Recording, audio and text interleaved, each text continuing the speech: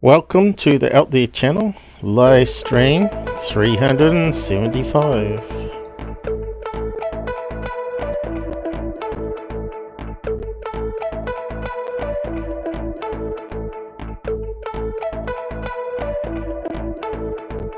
Hiding, I'm searching, I'm loving, I'm finding love, I'm hiding, I'm searching, I'm loving, I'm finding love. Let the beat control your body.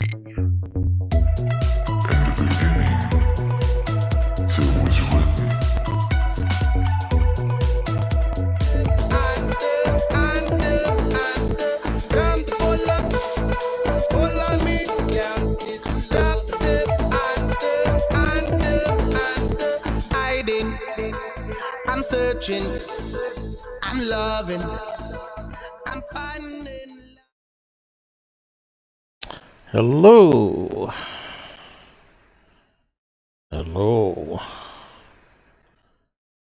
Good to be back for another live stream. So there's stuff to talk about. Or to keep recapping stuff.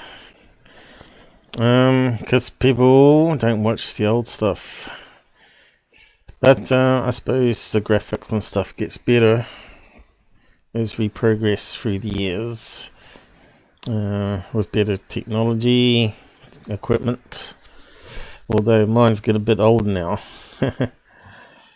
Looks like it's working alright. Not sure if anyone's joining me yet. I'll just type up the welcome message.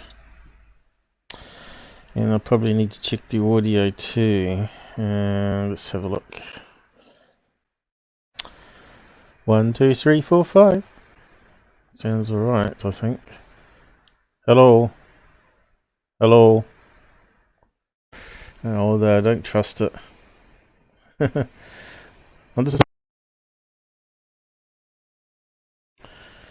Okay. In case it was crackling, I'll just reset it. There we go. Okay, I better type this welcome message up. And remute that thing. Oh. Hey.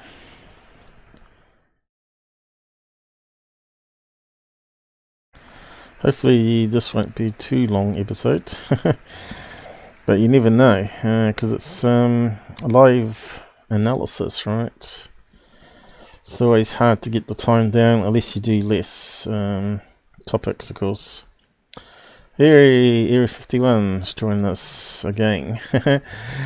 Our number one fan. OT channel live stream 375. Another 25 and we'll be up to a birthday again. 400 episode. So let's recap Moon Anomalies finally. I'm doing it today. And radio versus light. Now I've got some science topics again. And who knows, maybe could even have a look at MUFON. We haven't done them for a while. Yeah, it would be good to get some of my old emojis working here on Twitch, but I guess we have to wait to see what BitChute comes out with. But lately they've been really unstable with the uploads, right? It's been taking me 4 or 5 repeats of uploads to get one that actually works. So I'm not sure what's going on there. Maybe just getting too big too fast. And as you know, you need lots of, you need like a data farm. A bank of processor units and also storage. But I see, let's have a look. I see they're bringing it, I'm not sure if I covered it before, but There's like 135 terabyte solid state drives. I'll see what's happening there. Might not be the biggest now. Let's see. They're getting bigger and bigger all the time. Here we go. 21. Let's see if the prices drop, because the 130 terabytes were about 30,000 US dollars. So as they always start off with R&D, right, way up there, but eventually they'll be like $300, $200, right? They'll make my media server look like a joke. The total capacity of it was upgraded. Cost me another $2,000. It was upgraded to now 24 terabytes. So yeah, and of course I back up all my stuff there too, my live shows and stuff. Okay, have we got a price chart here? What have we got here? 40 terabytes.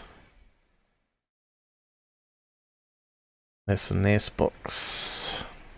64 terabytes. It's not giving us a price though, is it?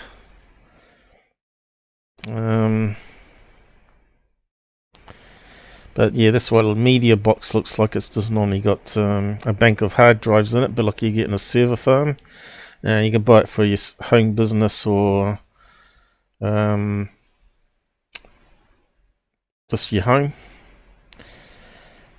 And if you got a bit of money, because they're not cheap, the media boxes are like mini computers, right? So they cost you about $2,000, $1,000 to $2,000 for a decent one.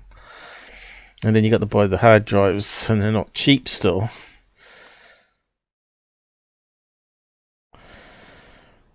So I thought maybe on that page,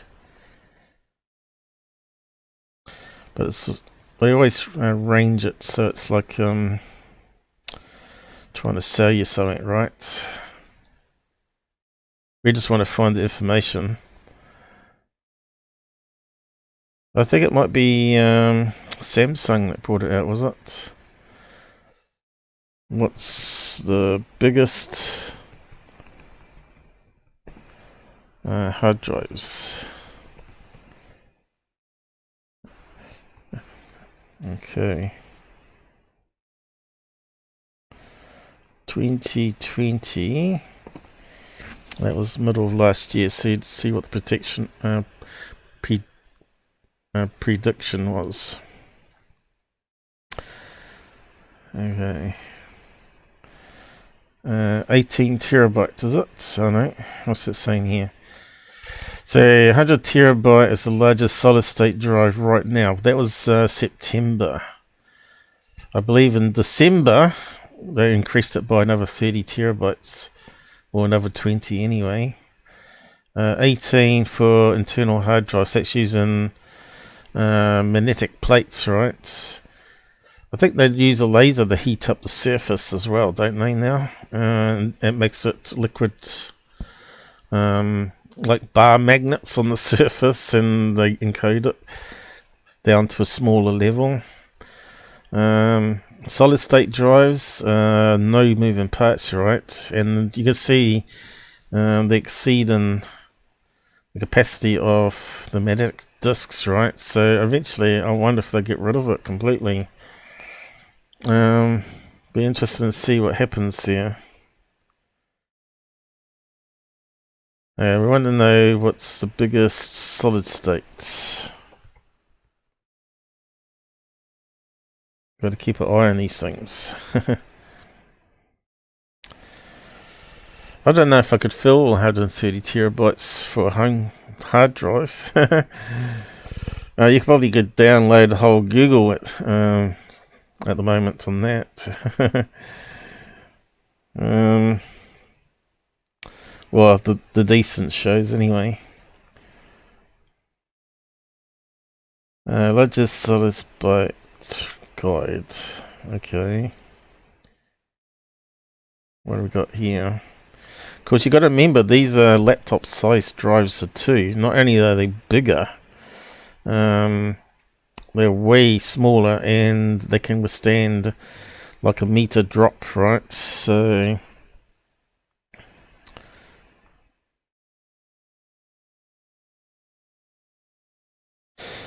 we're still mucking around with little piddly sizes, right? 1 terabyte there.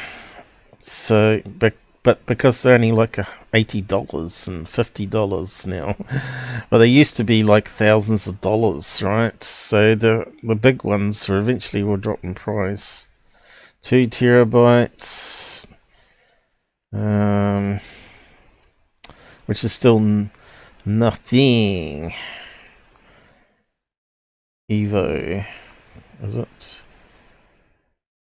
See, they're talking about really small sizes here.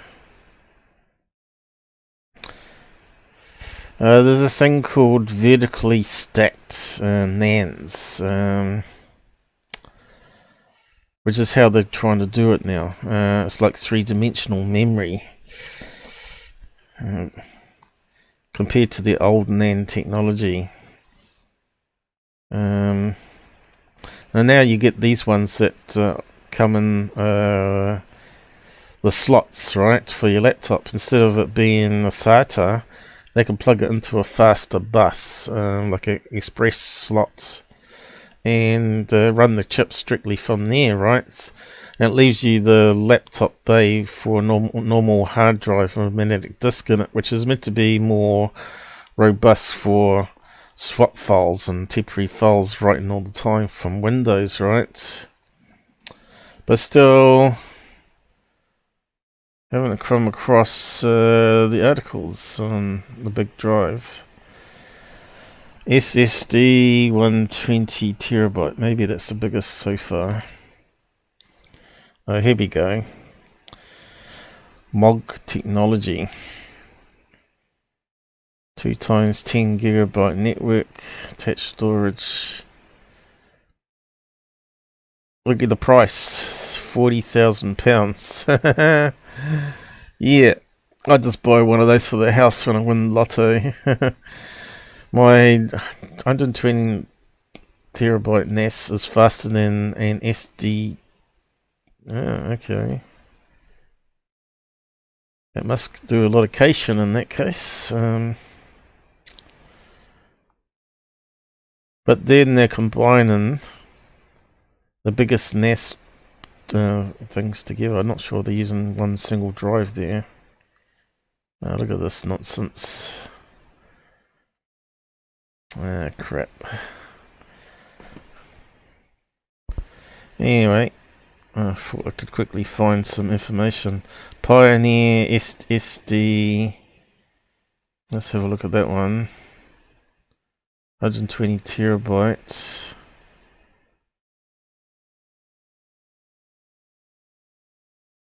That doesn't make any sense. It won't be $100.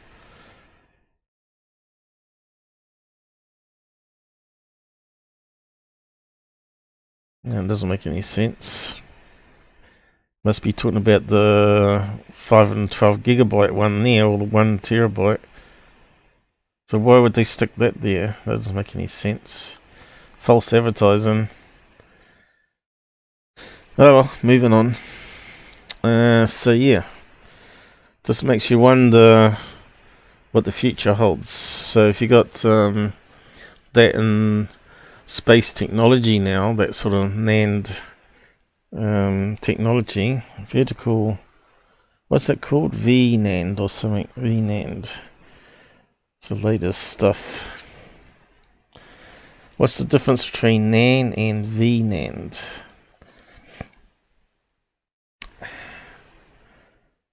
NAND and v-nand are both types of flash memory, which is a class of non-volatile memory that retains data even in the absence of electrical current. Okay, NAND technology is currently the prime flash memory type for SSDs, and v-nand is the one that's come out a few years ago. 3D v-nand NAND is the latest technology in the flash memory world. This is where planar NAND, single planes of NAND cells are stacked vertically given a V in v-nand. Due to the change in vertical arrangement of cells, these SSDs have better capabilities at lower production costs. So yeah, start seeing that rolled out on your phones, right? You're going to have huge amount of memory on there. You're about to do 30k video, no problem, probably. And just imagine that technology in future satellites and spacecraft. And that's the reason I brought it up. And of course, streaming, streaming and storage of our video files. So we'll be looking at 1080p in a couple of years' time, thinking how crap that looks compared to our 4K streaming once the technology catches up and the hard drives and all that just keeps increasing. Who knows, we might even have 3D streams. We stream it so it looks three-dimensional. Would that be crazy? Like you could have this alien head, right, floating. It would be like floating like a foot in front of the screen, talking to you in 3 dimensions. That's probably where we're going to be heading eventually. It will look really cool. Whether I can program it will be another thing. I might be able to do a flat version.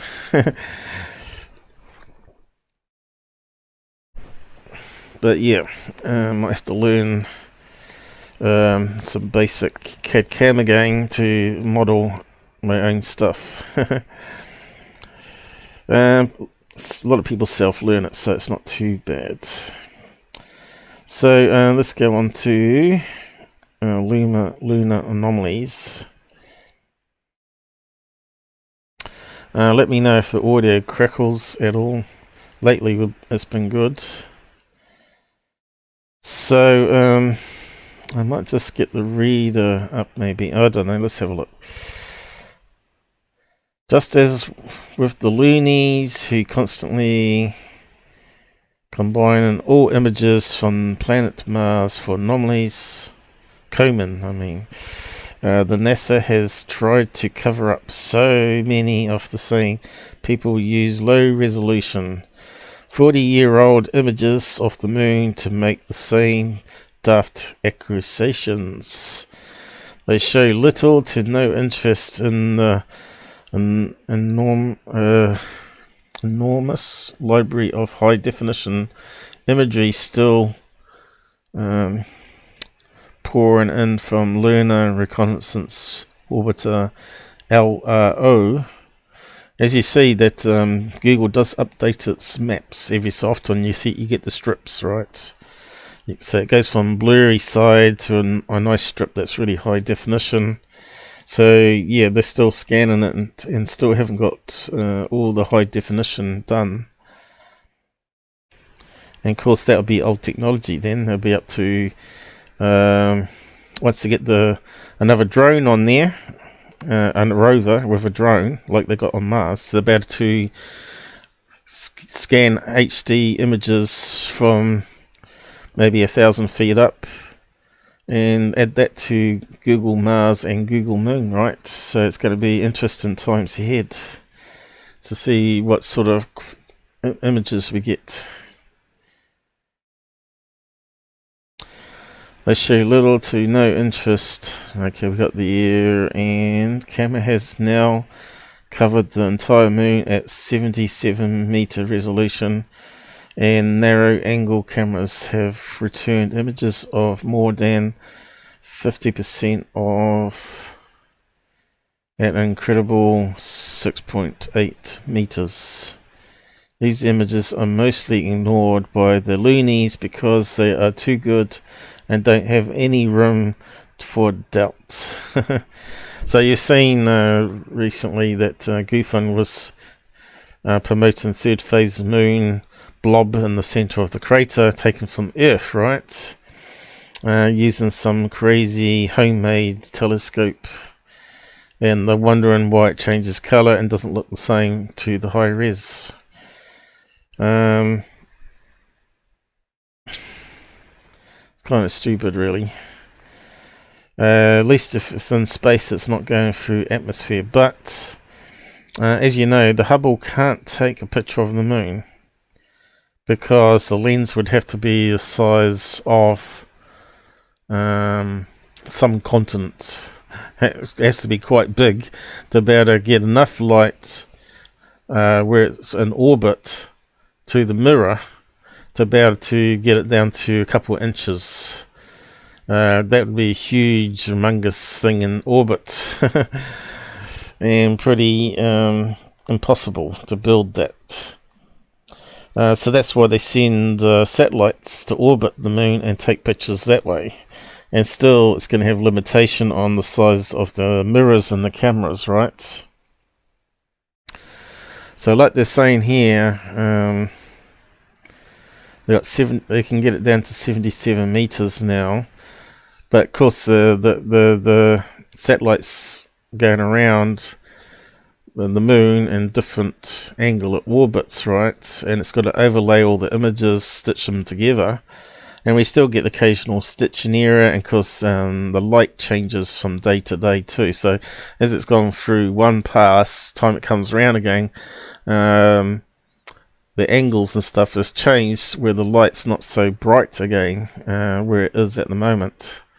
So you have to wait till it goes around again when the light is really the best, illuminating the surface to be able to make it even look even better.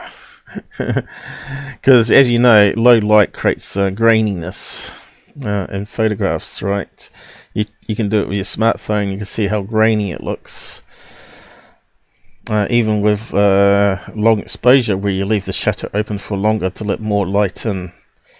So you've probably heard a lot of these ones that they're talking about here. The Soid 3, the Tower, and the Shard, the Castle, the Paperclip, the Spar, the Satellite Dishes, was a very common one for security, the Robot Head, the Cigarette, and Apollo 20 crash.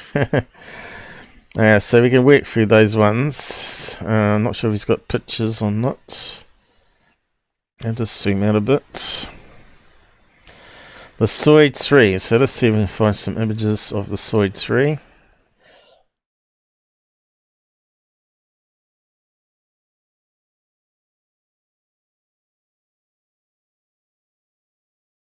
Okay. And what is the Soid 3? Is it that little thing sticking up there? Is it?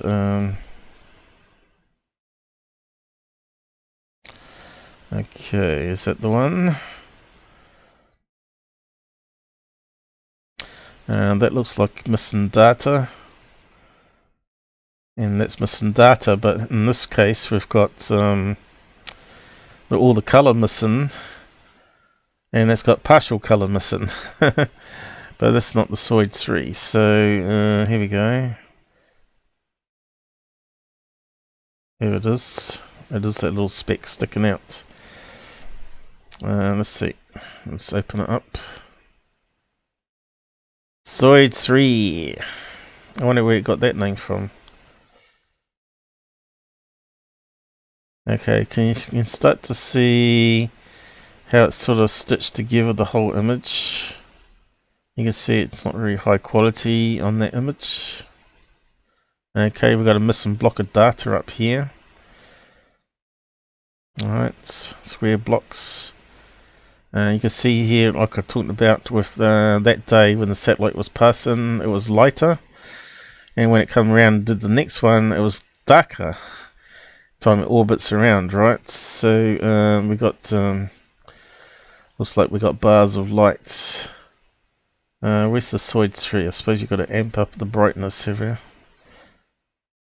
Here we go. Soid 3. Oh, the music's muted too. It says there it's muted.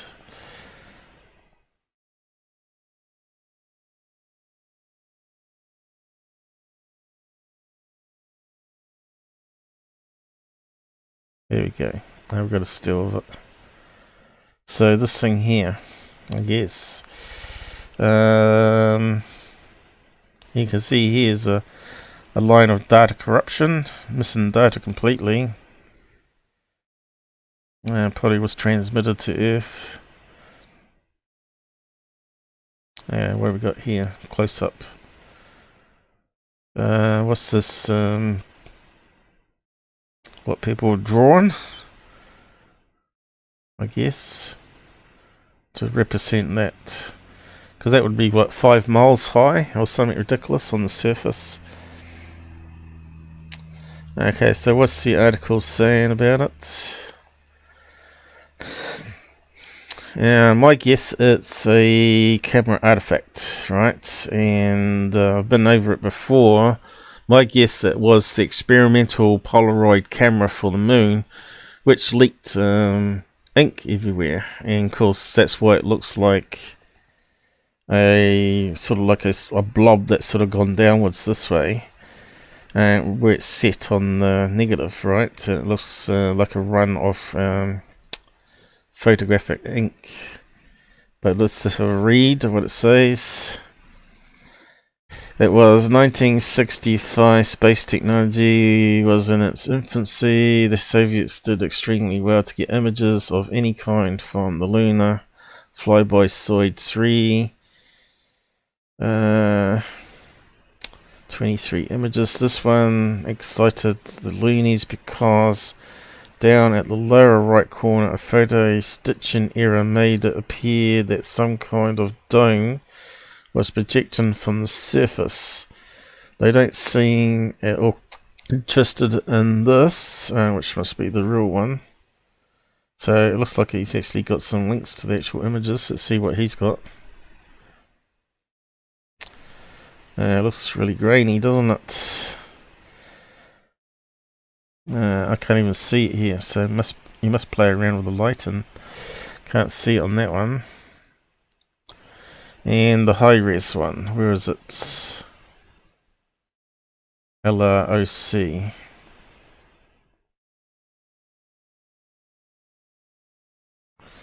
That one's bringing in a huge thing, but looks it. And 10 hours later. Yeah, where is it, guys? Still coming down, is it? Here we go.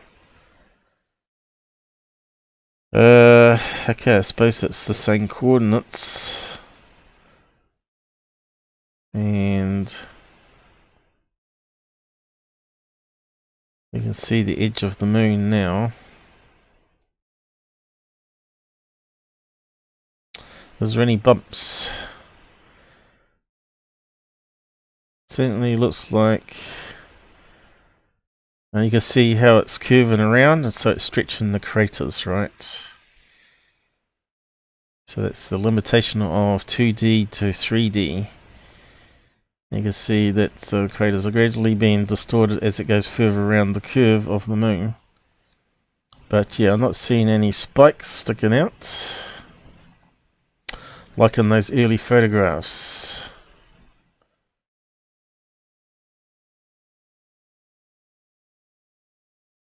And as further it's zoomed down, the more data it's got to bring down to thing. But you can see how stretched it is.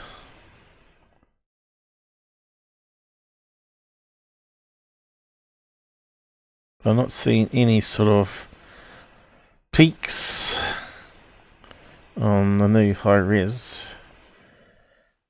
I'm not sure if we can rotate it at all on this. I suppose it's like early Google Moon. But anyway, just carry on. So you can see the craters are curving around, and you can see the shadows. But you got to remember, it's all stitched together. It wouldn't have been. It's not taken like one big snapshot, right? So all this would have been little tiny images all stitched together. So there's potential of still missing data and crazy blocks missing and stuff like that. See, that looks like a shadow, or could it be a missing block? You see what I mean? See that there? And that one there looks kind of a bit strange too, right? So it looks like it could be still missing data. And it's all over the place, right?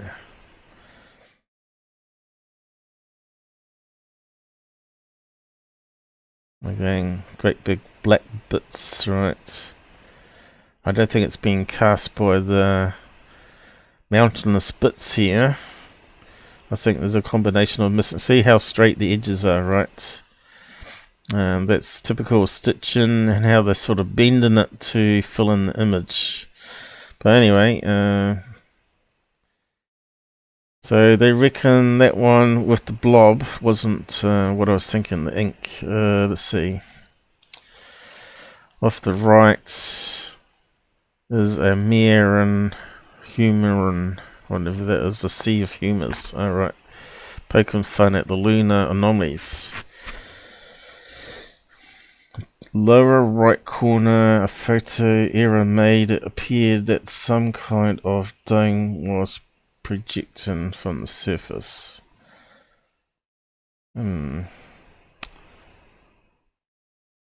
still didn't see in that one he gave us here. It would have been good if he zoomed in on it or whatever.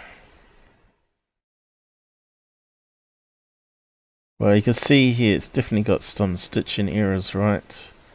And it's got a vertical line going upwards there in the middle there. But look how sort of blurry and whitewashed, overexposed it is compared to what we got now. And of course that's Richard Hoagland and all that.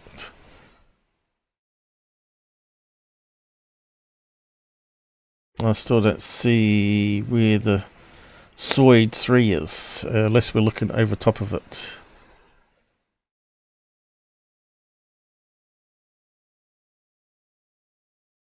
So, unless that's not the Soid, maybe we're being misled here by this one. Maybe that's the shard, because I know the shard was meant to be similar. Here we go. Enigmas of the Moon. Look how bad detail that is. A Soid 3. Okay, let's have a look at that one. I think the other one with the sticking out thing is shard. And it's been miscalled. Where's my gut? Okay, so it definitely looks like we've got a strip of missing data there, doesn't it, on that photo. Let's see if we can open that one up.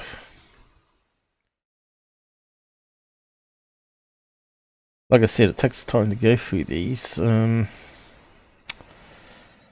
they reckon it's there. So it's not that little sticky out bit unless it's a different angle. How do we get rid of that?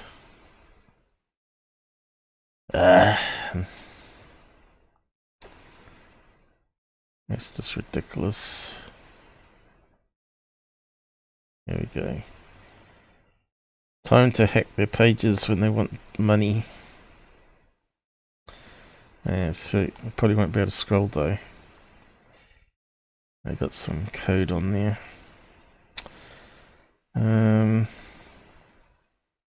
Yeah. Okay. Can't use that one.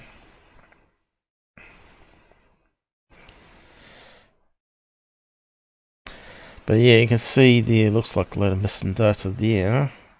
Certainly looks patchy here.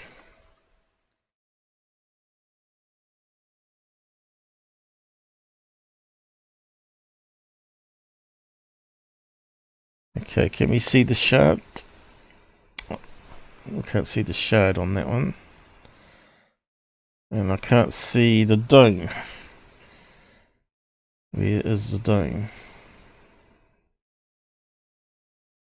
Well, if you can see a dome there, good luck.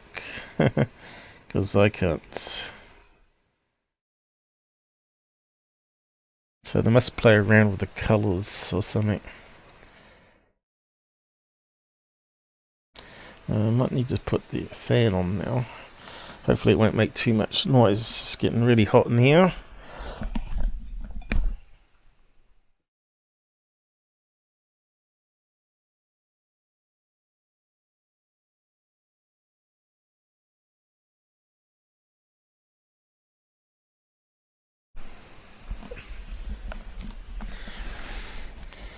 There you go, let's see if I'm correct about the shard is the other image, which is labelly wrong here.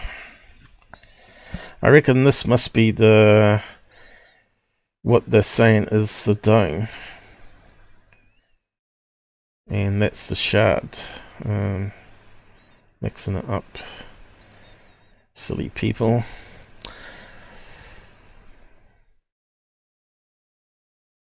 Okay, where do we get to? Yeah, so the next one is the tower and shard. That sounds like the image that we were just looking at, actually. Hey, Richard Hoagland spotted these babies in frame from Lunar Orbiter 3. Okay, let's see if it's the same one.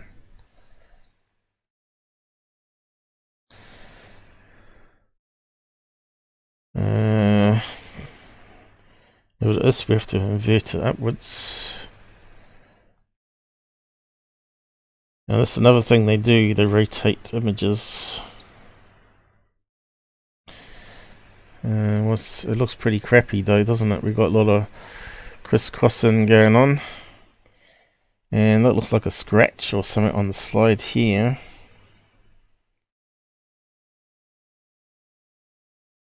So let's see what they're saying about it.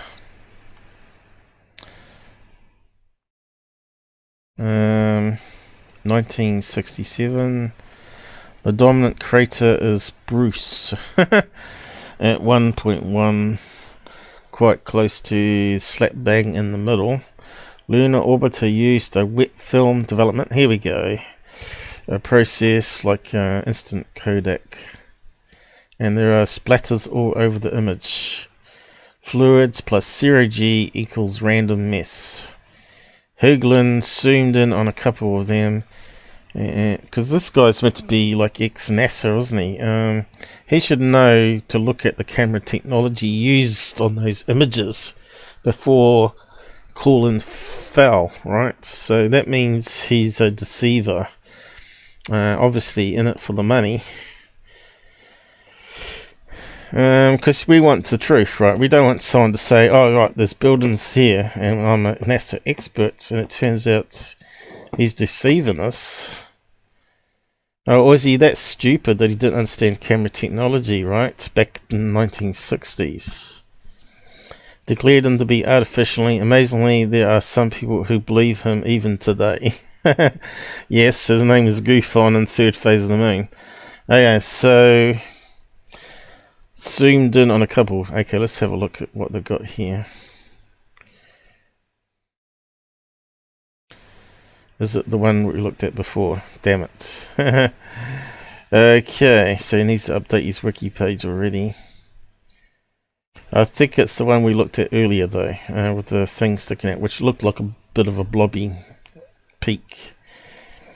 Apart from that, well, let's just type in the shard, the tower and the shard. Well, we'll just try that. See what comes up. See if it's the one we were looking at before. Alright, of course, Arabs have built their own shard. So we're going to type moon. Okay, so is it the one we're looking at? So it looks like a blob. The tower, so that must be the tower. And the shard. Okay, let me just bring that one up.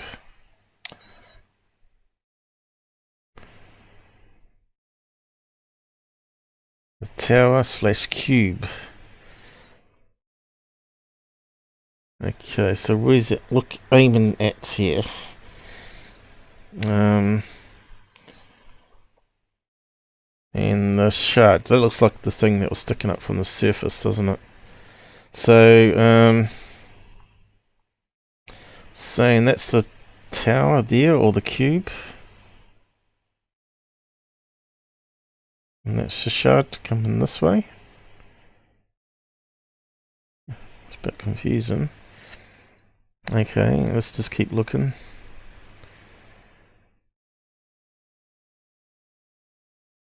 There's a closer up image. Does look like a blob of ink over top, doesn't it?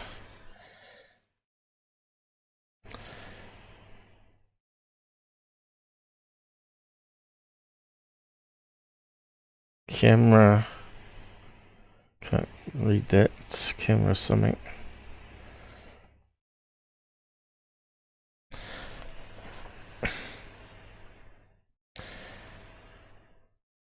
Now, when I first heard about these, I thought, oh, these guys are experts. They're not going to fool us over this stuff. They must know what they're talking about. But then, once I started doing research into it, I realised that these guys are all damn frauds. Selling books and stuff. Doing presentations.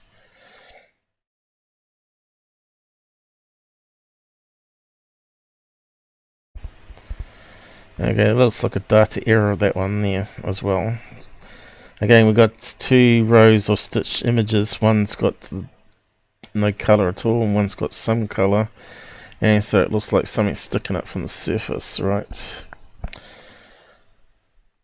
But that's all we got on that one.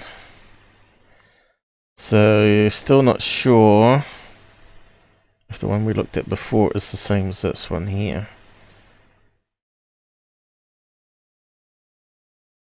It can't be, I don't think, because it's in the middle of the thing. So I'm not too sure what the other one was. Maybe it was the Suede 3 after all. Another image of it, maybe. I don't know. But that means there would have been multiple images where the digital artifact occurred. Maybe they rotated it around and used computer analysis, right? So it still looked the same. So let's have a look at the next one. The castle. Maybe it's the castle. No, I don't think so. I think the castle was quite a big one. This one is the detail from Apollo 10 lunar orbiter photograph E in black and white. Okay, let's have a look. Great. Also, I need to update their wiki page.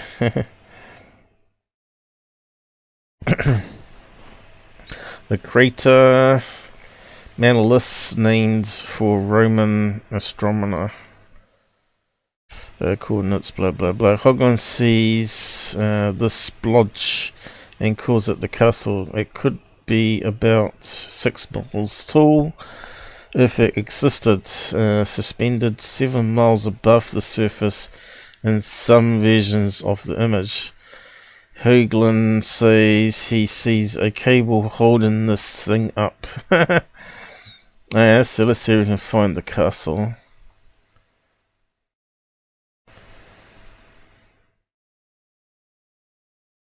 Okay.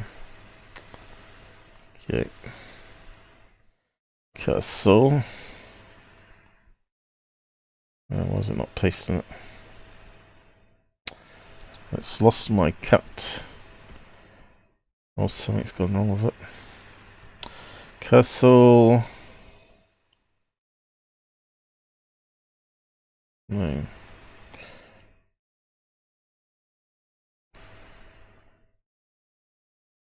Okay. Security.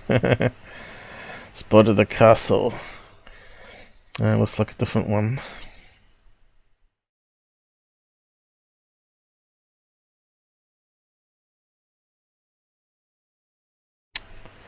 We're getting lots of crap. Moon, anomalies, maybe. Now the wiki page, as you can see, needs to be better for showing people, like I'm trying to do now. Here we go. So this one here, this is one I remember. It's quite a big thing, and it's hanging above the surface, right? You say it, so you can see a wire going up. But it's obviously missing data, right? But in this case, I think it's the ink splotch again. See, you can see sort of how rounded and sort of, it looks like a splodge of something that you'd tip over on a paint thing, right? Looks like it leaked over the film. Alright, so you can see a line going through there, which is probably the cable, right? Which could be some sort of scratch on the negative when they scanned it in. But, you know, you expect experts to know this. I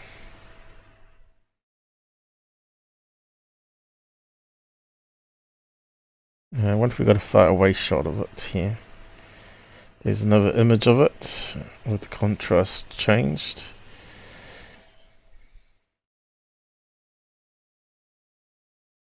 Alright, now we can see another scratch coming this way this time. Another scratch going this way. Or missing data and transmission. But I think these ones were brought back as film, right? The instant Polaroids.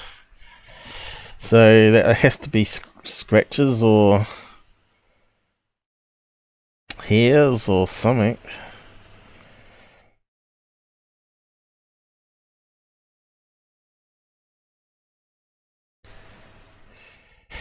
But if that was on the moon, right, and we've had Chinese go back since, we'd expect them to have released information about it. Unless you're saying they're covering up too. So that means you've got Russia as well up there. Somehow I don't think so.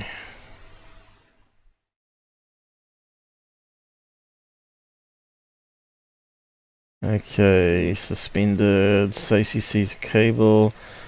There's a secret to getting Blabbermouth Hoagland to stop talking. It's this. Ask him what the top ends of the cable are attached to. A cloaked UFO. And the paperclip. I'm not sure if I know this one. Curly fiber, okay. Looks like it's going to be a piece of lint or something that's on the camera. Obviously, let's see. Looney's declared this is obviously an antenna of some kind. It's about 3 kilometers long. So let's see if that one works. Ooh, no. Alright, we can see like it looks like a paperclip going around there. And then it comes up here and around here, so it's a bent paperclip, I guess. You can see how blurry and horrible it is. Just low res. So what's the answer for that one?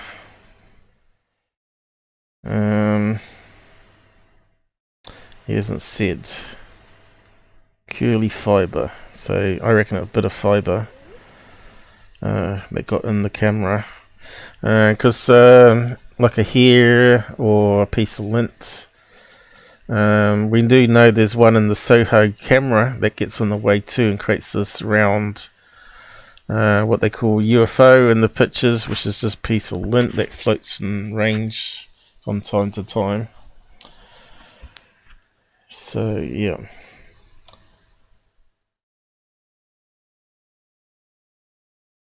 And of course we got the Spar, next one.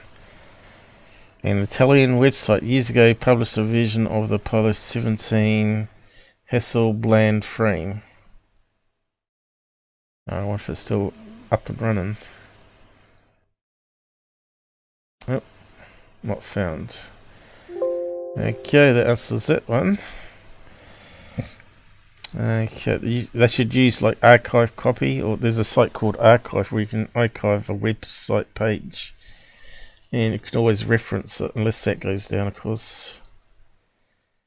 Scan when had a scan and fault stretching across east massive. Although the fault obviously is not in the original frame, Hoagland, I call him Hog, and Barra contend that the Italian scan is the more authentic version. Why is his website not up then, if that's the case? This is not a Spar, obviously, it's just an artifact likely due to the scanning process or whatever. No trace of the artifact in 2766, which show the same hill. Okay. Have we got a picture of it? Probably not. Okay. So let's try the Spar.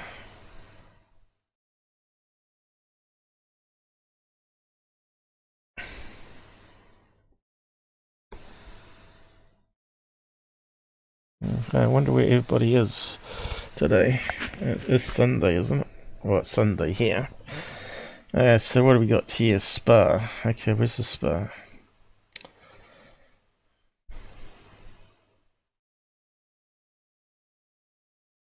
Maybe it's getting gradually lost in the web.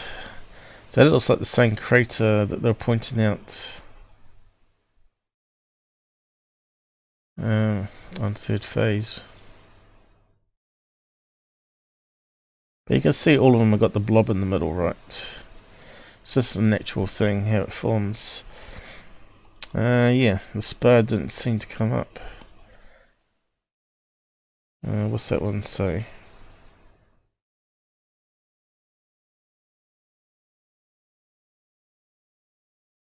Well, that's pretty sucky. I haven't spelled it wrong, have I?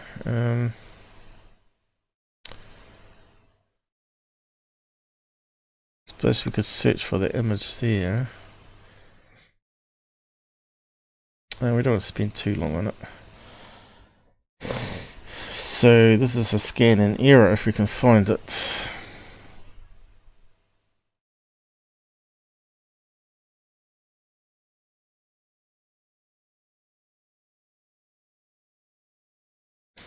New Hoagland image, is that the Spar?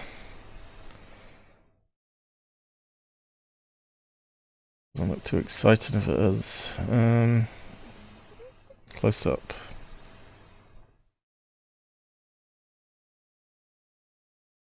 Looks like a mound on the moon to me. In front of behind a crater. Yeah. Pretty sure we've come across the Spar before. Why we can't find it now, I don't know. Let's try just the moon.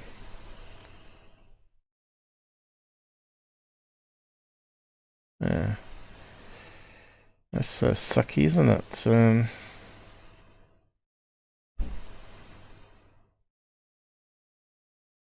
there's two images coming up. Let's open up that page anyway, see what it says. Mike Barra sees glass over Picard. Okay. Picard must be a name of a crater. Alright, is that the Spar? If it is, that's the one that Secure Team said was a radar dish, was it?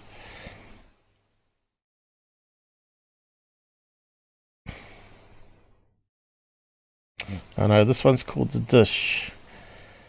Yeah, they're saying it's a dish with the thing sticking up.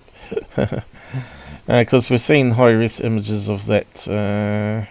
Scott Brando put them up. And it was just like a play with a bunch of rocks on the edge in the middle, which cast a shadow across. Look, it was something sticking up when it wasn't. But yeah, Spar. It's a bit disappointing that we can't find it. The Spar.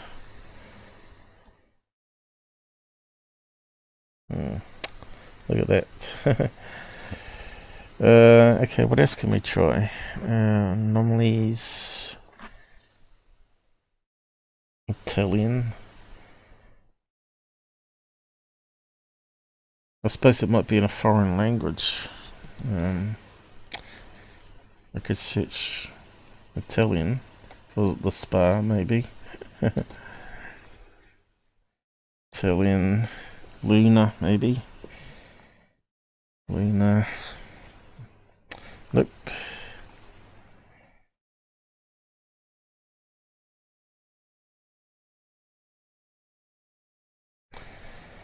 Okay, let's try. Everybody says duck, duck, go. Let's try that. Duck, duck, go.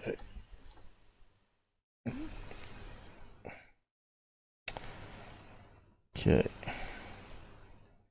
Let's try it here. The Spar.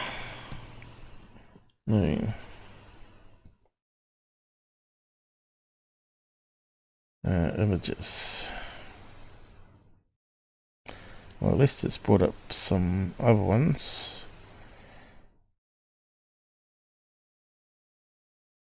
And it's brought up the same ones as Google. Nope. Can't see anything, it says Spar.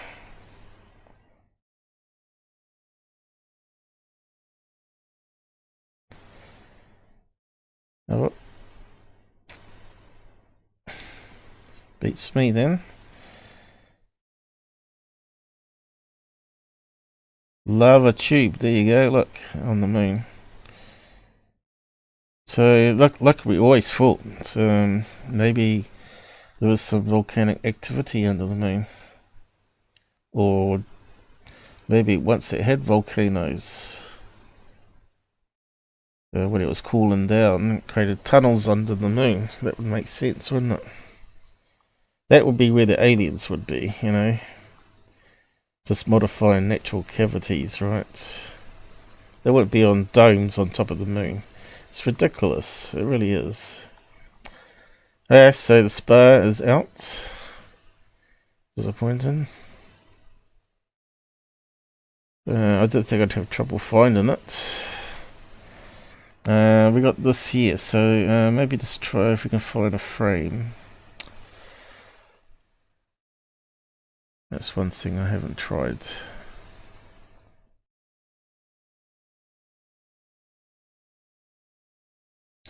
Is that it? 20 image. Yep, that could be the one. Okay, what do we got? Oh, it is that one. So that's what the Spar is. Really? This little mound of dirt. And you got the obviously a crater formed there. Totally unexciting. Well, at least we confirmed it. Okay. Okay, what was the other one? Castle. Suppose we could try getting the original frame for that one as well. Because we only saw the close-up. Let's see what comes up for that one. Quite a lot of images actually. But where is it? We want the original. Okay, that looks like it could be here.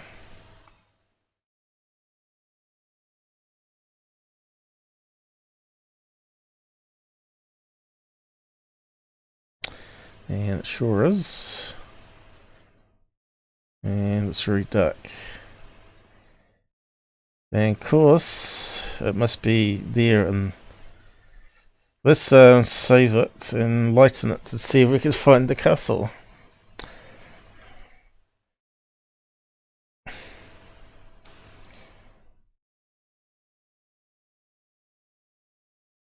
One hour gone already. Fun, fun, fun. And I haven't got my folder across. Let me just bring it. Alright, so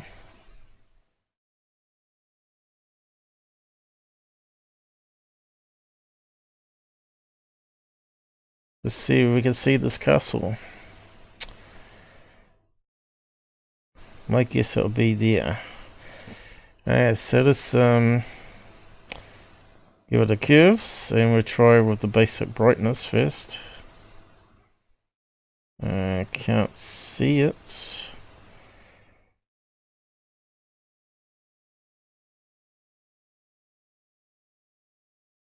So, where is it?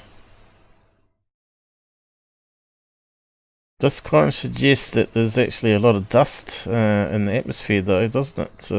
Off the moon. You can see it's reflected back off the dust into the camera. But yeah, I can't see the castle. It's the right one, isn't it? AS1032. Let's go back and check.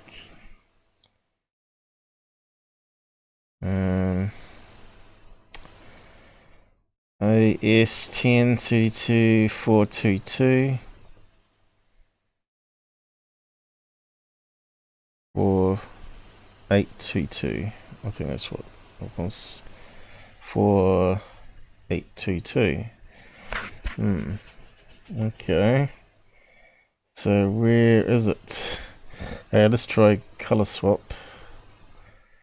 Changes some blacks and whatnot to different shades.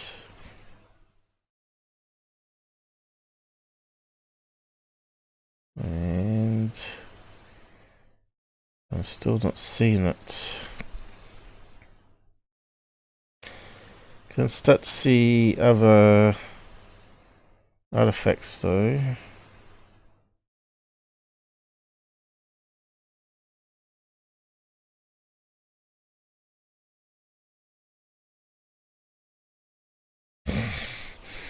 Well, it's meant to be suspended, so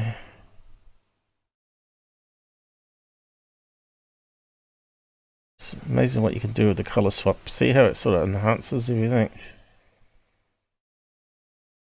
You can see different things that you didn't see before. All the detail there.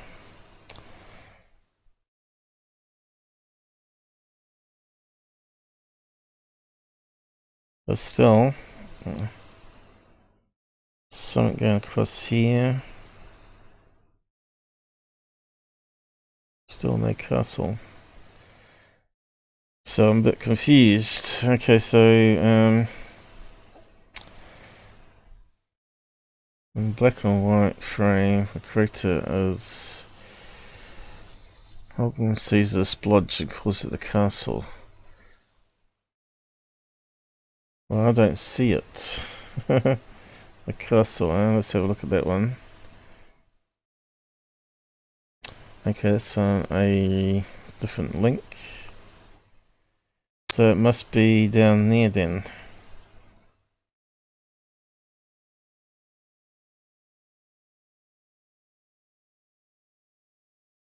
Looks like we've got some data error. See how straight it goes across. Doesn't look like the castle that we saw. So where's that splodge?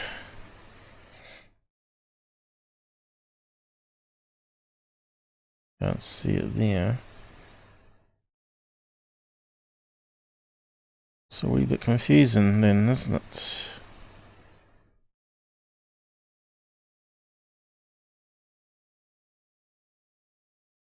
All I see is craters.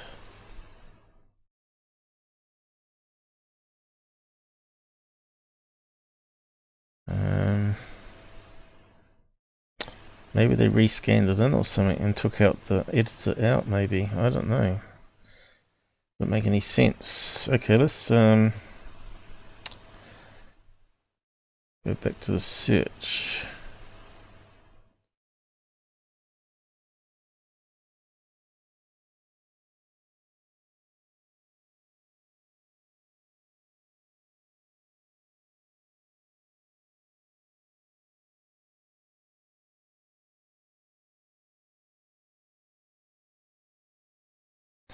He did say it was Apollo 10, didn't he? Apollo 10. Yep. Well, how come we're not seeing that image? That doesn't make any sense. Okay, Apollo images. Let's have a look at that one. Could they have rescanned it in?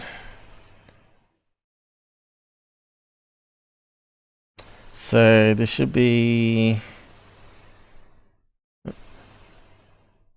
48, is it? I'm not misreading it, am I? 4822.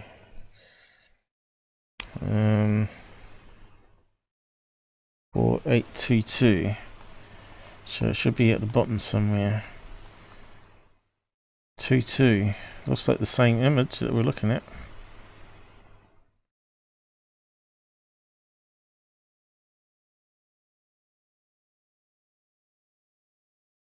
I reckon it must be a different castle then, in that case. From that splodge that we saw.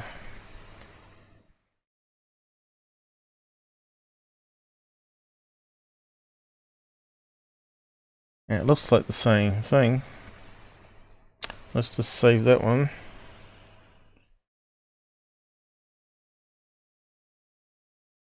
I can see where all the confusion is. If it's trying to debunk it, should do a better job than this. Obviously, though, it's camera artifacts, but still.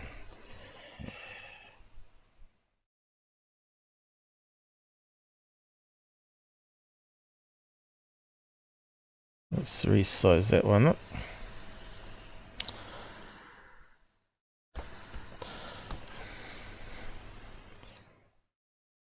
Looks identical,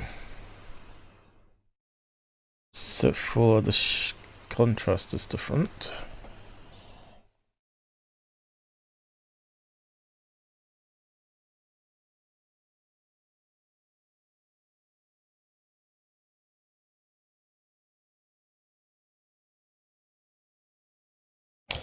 Yeah, it doesn't make any sense whatsoever, does it? Castle. Cable holding this thing up. I think he's got the wrong slide. He must have, surely. This guy. Typical debunker. They don't check their own work. And that's why people don't believe him.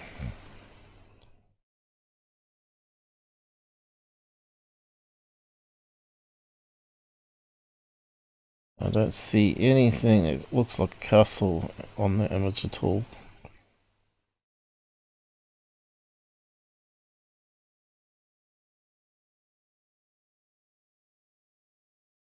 Okay, let's try color swap.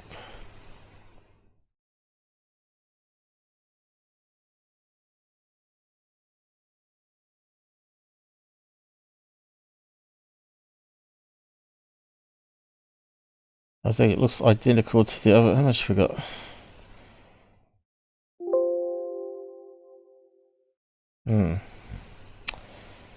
Stupid.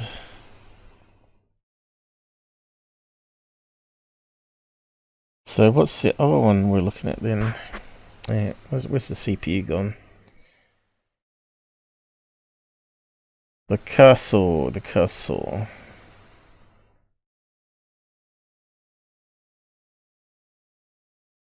I think they're mixing it up. There must be. Castle Apollo 10.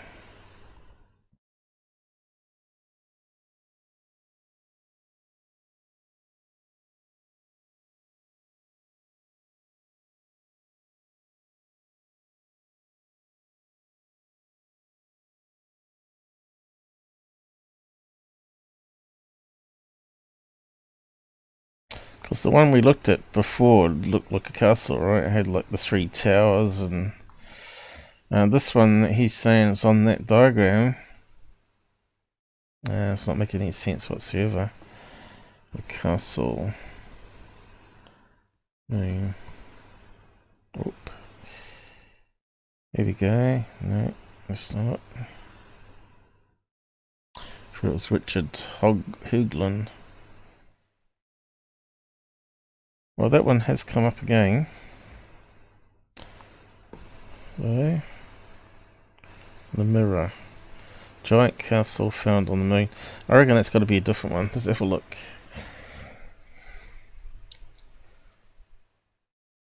The moon has lots of castles.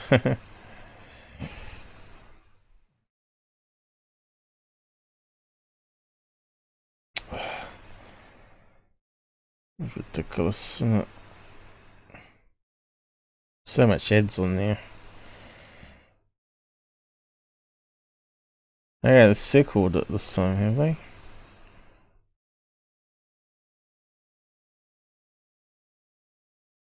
Not really. Not that one. Must be this thing here. Okay, it does look like an ink blotch though. Maybe he was talking about ink leaking. See, it's got little dots. And I think that's this,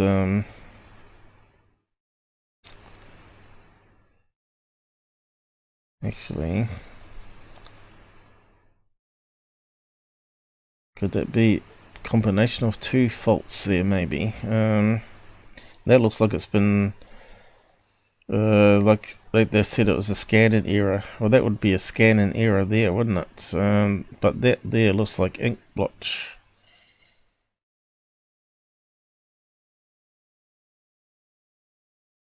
Well, that's useless. It's definitely not the same castle. That's obviously misleading. Let's have a look at this other one. See if we can solve the mystery. Well, that's obviously another castle. Secure team. So we don't want to bother that one. Where's the other one disappeared to that we saw? Castle. That one there. Okay, what image is that from? We've got lots of images here. Crystal castle floating above Earth. So that sounds like the one he's meant to be showing us. Okay, so is it on the same image? I want to find out.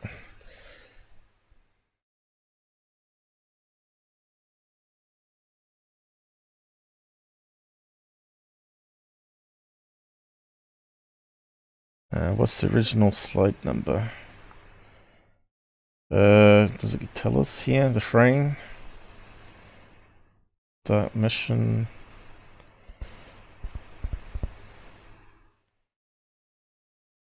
That's very frustrating.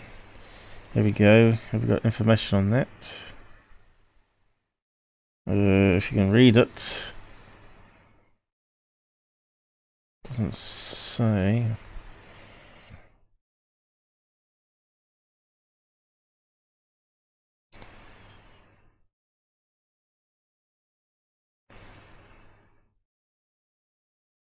Image of a lunar surface.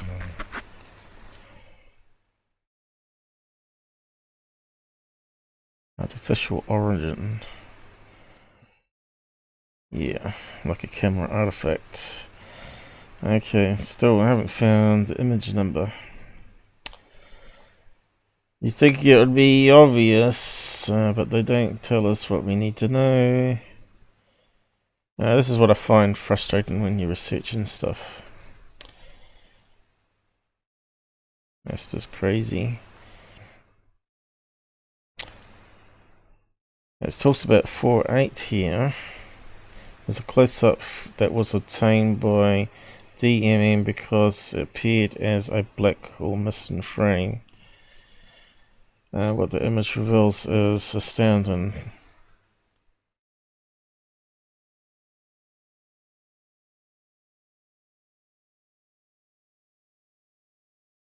A series of photographs it talks about here.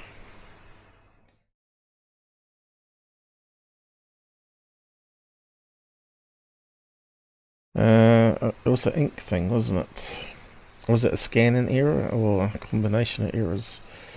Let's see. I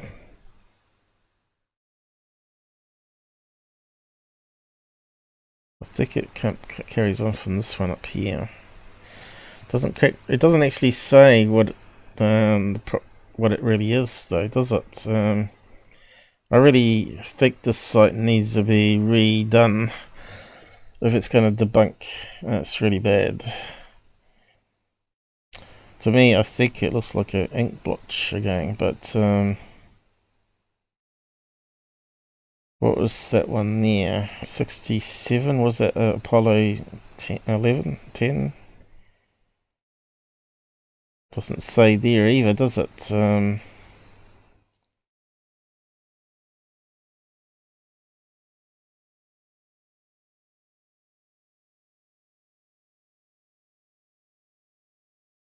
See, a lot of them do come from Apollo 10, which is the same, have to be the same camera. Let's see, what year was Apollo 10? Let's find out.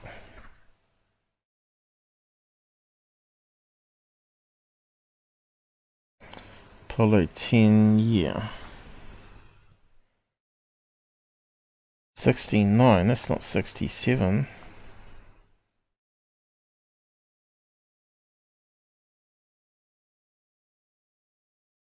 '69 is when we land on the moon. Oh, here we go.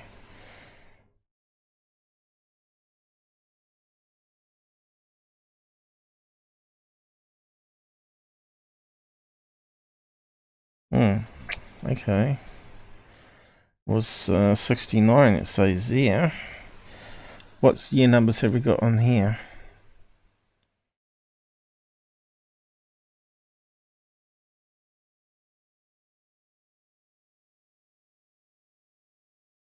So 67 there, so that's got to be Apollo 8, I think. What was 8?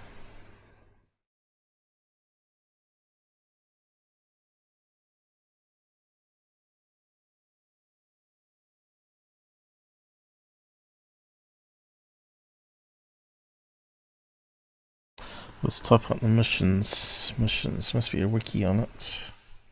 There we go, 63 to 72.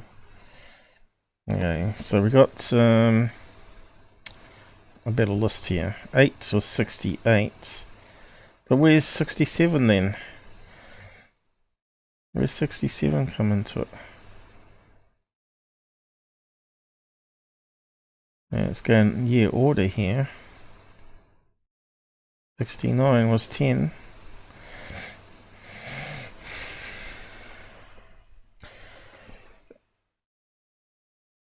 Oh dear.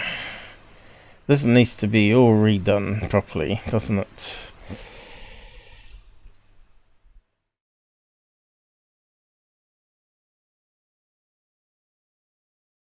I don't think the guy's got his dates right, even on that page. This is why you always got to check out debunkers.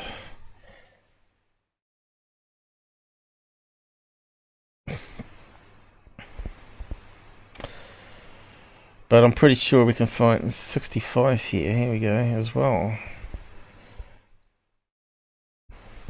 So that's got to be... That was from the Soviet missions. So where was this one from? Lunar Orbiter. Nope. Oh yeah, Lunar Orbiter. So what was that?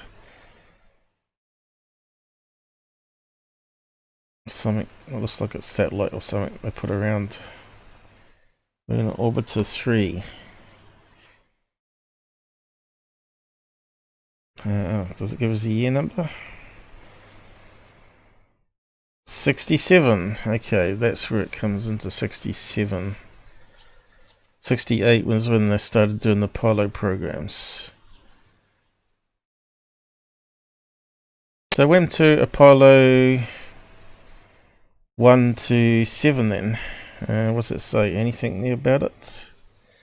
Apollo 7 and 9 were Earth orbiting missions to test command. Okay. So just stuck the rocket into orbit. Okay, fair enough. Okay, now we've sort of got some idea what's going on here. One's from Russia, one's from Orbiter 3. And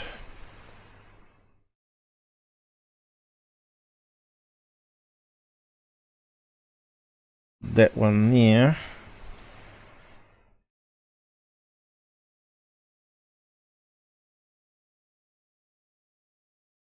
was using a wet film in the orbiter. So how did that work? Did it orbit the moon and fly back? I suppose we need to find out that, don't we? And then did it land into the sea where they retrieved the film? Or did it shoot off the canister towards Earth and it landed into the sea? So yeah, I don't think it would have been transmitted by the sounds of it, unless they scanned the photo in. So again, we still need to find out some more information, don't we? Orbiter, lunar orbiter.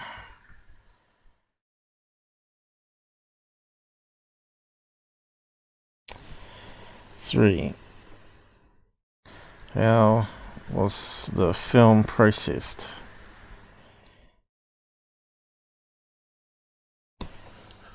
Tedious research. And does it tell us?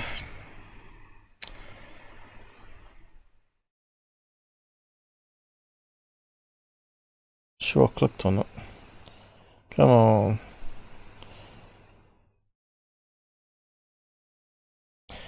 So that's what it looked like. Piece of junk. There's the high-tech camera, is it? No, that looks like a rocket engine. There's the camera there. Okay.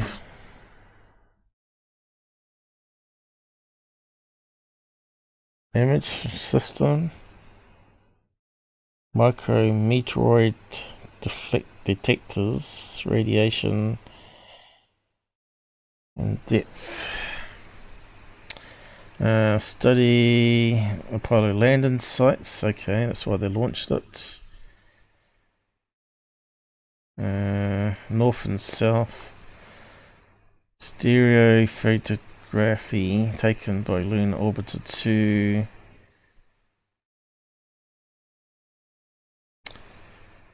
4 days later. Here we go. What's this saying? Spacecraft arrived in lunar orbit after a 9-minute engine burn on February 67. After the course correction, initial orbital parameters were blah blah blah. About 4 days later, the spacecraft entered its orbital 34 times 1.1 miles orbit.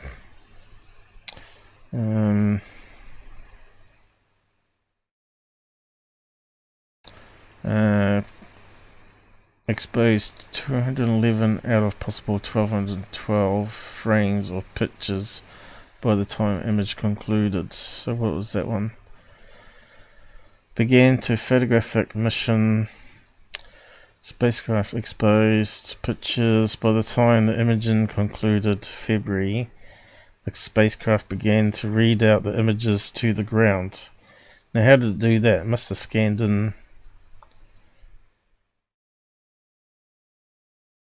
the physical images inside the craft. Instant camera. But this activity suddenly stopped much due to problems with the film. Advanced mechanism in the readout section of the imaging system. As such, only 182 images were returned and 72 others were never spread out to the ground. Despite the glitch, Lunar Orbiter wholly fulfilled its original mission. So why didn't they design it so it shot the canister of film towards Earth instead? That seems like an oversight, even if it took a couple months to get here. I'm pretty sure that's what they're doing with the Mars Lunar rover, right? They take a sample and they fire it off towards Earth in a rocket, and it will land in the sea and give off a GPS location. So it doesn't tell us anything about why the camera malfunctioned, but with all that liquid, maybe it stuffed up the rollers, right? If it was leaking.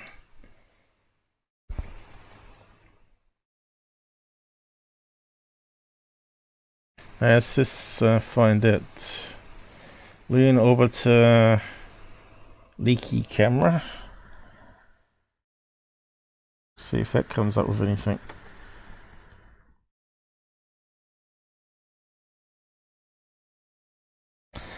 Here we go. Here we go. Lunar orbiter's forward though. Still with the light leakage was damaging some of the film. So that's yeah. light leakage. Okay, we got some dancing alien for something heavy. We'll just close that down. We got to follow, but this counter here doesn't update all the time. Not for a day or two, which is kind of strange. Twitch needs to get that sorted out. So, leaky camera. Can we verify?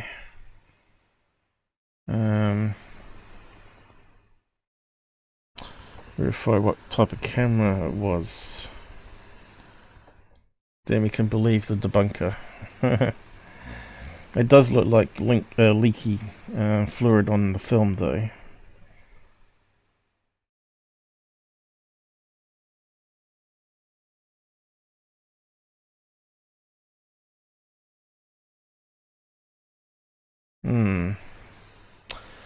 I don't know. See, I don't believe the stats. If we just got a follower, there's got to be more than one watching, right? That doesn't make any sense whatsoever. Fluid. Maybe try fluid.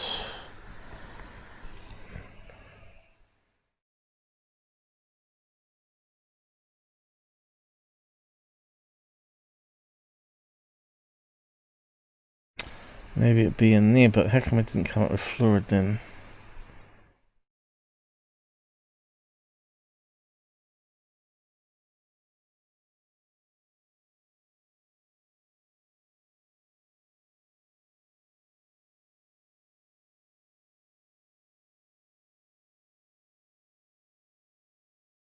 It's talking about lunar lava there, but not the camera. That makes no sense whatsoever either.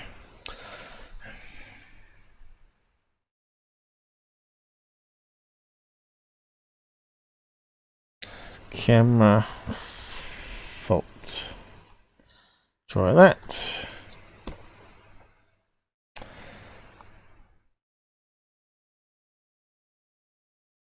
Okay, and we've got Lunar 3 mentioned here, even though it says Lunar 4 up there. So where's the 3?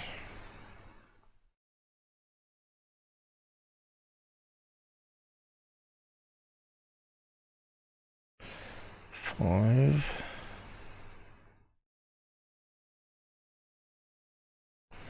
Thermal door was not responding well to commands. So it looks like they had problems with all their orbiters, right? Looks like none of them were perfect.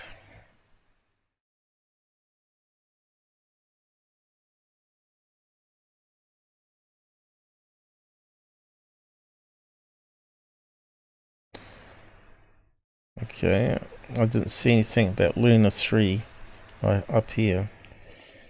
Maybe.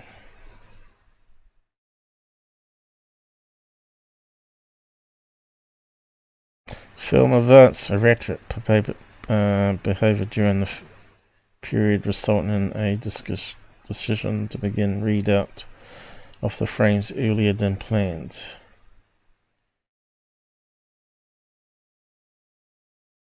But he said it was leaky camera, didn't he? And let's go back to it.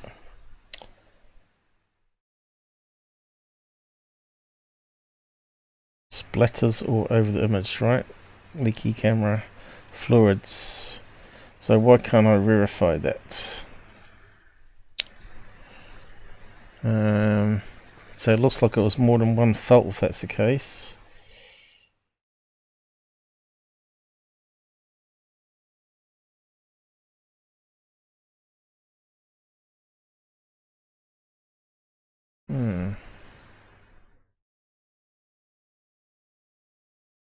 Down to 1 meter from the surface, right?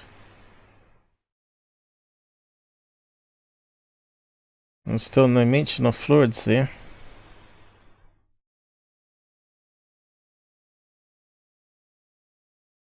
Just the readout thing. This can't be other lunar orbiters, can there?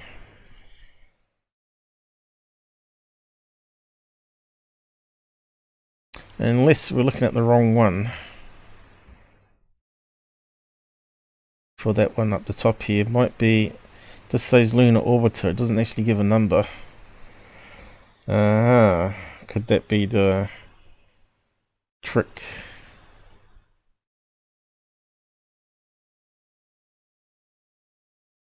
Okay. But it does say orbiter 3 there.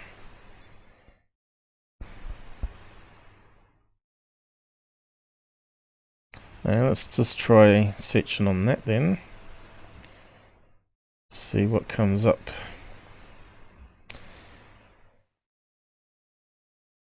Yeah, I didn't expect it to be this complex. But this is why we do these live research things. Okay. Film underwent a semi-dry chemical development process. Maybe which eliminated the necessity to use wet chemicals. So maybe that's the thing, it's not actually called wet. Semi-dry. Okay, so what orbiter was it on? All of them, maybe? Surely they would improve the camera if it's causing problems from the previous one. Basic system, Eastern Kodak would provide. Bowen had been in existence since 1960, developed it for military applications. The Eastern Kodak photographic system. Looks like it's zoomed in too much. So still doesn't say what program it was used on. So are we getting half truths here? Or is information just not put on the wiki page? So it does say with the lunar orbiter program, it seems to suggest the same camera was used for all of them, doesn't it? Which is kind of interesting if that's the case. Let's have a look at that one.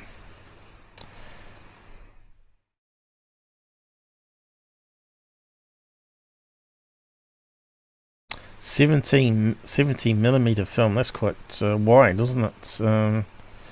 35 was standard in cameras, and then the similar movies were like 16, and then you had 8mm too for movies, didn't you? But how to develop a film in zero gravity. Okay, so it's making references to that fluid. Without any fluids, but liquids are difficult to handle in zero gravity. The semi-dry the semi-dry process was used before in classified reconnaissance satellites. Reconnaissance, I mean. Maybe some details are still classified. Maybe that's why we can't find much on it. In freefall, liquid behavior is dominated by surface tension. Okay, we got inside look of it now. So the side cameras that I said we saw in the satellite were coming in here. Bouncing off mirrors. And then the film. Isn't done in chunks here. Looks really complex, doesn't it? And then you've got the film scanner where it went wrong. Alright, so it's on a negative. So negative goes this way. Around all these rollers. Heats it up. Goes around lots more rollers. And then it gets scanned. And then what happens after that? Transmitted. Video signals to command.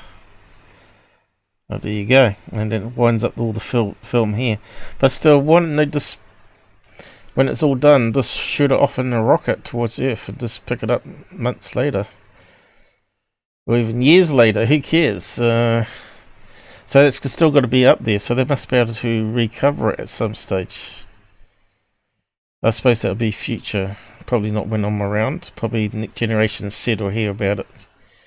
We claimed those photographs. Maybe it's not worth it. But for historic reference, though, you can see they could probably pick up those old satellites, bring them home, put them in museums at least. Interesting, though. At least we found out some more information on it. Oh well, so that does sort of verify that they use the same camera in all the programs then. Which is kind of stupid, because they're having problems with it. Maybe it's the best thing they had at the time, you know. They didn't have anything else to replace it. Maybe they tried to improve the roller systems and with the feed of it and the scanning. But anyway, as you can see, it's really hard to find information that you're after on that sort of stuff.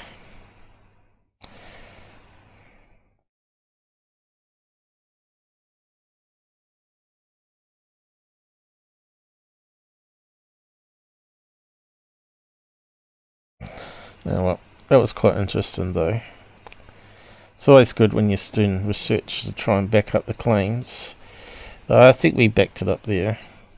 But his image was definitely not that one.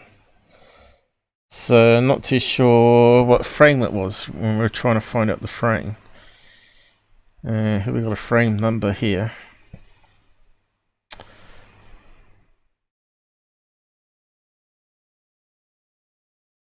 It's ridiculous that there's no frame number mentioned.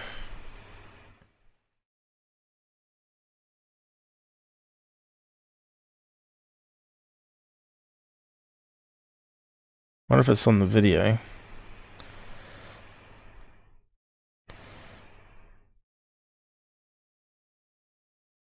Health analysis, and most recently the unfortunate Lennon affair. Here we go. But that's still the same frame we looked at and we didn't see it there.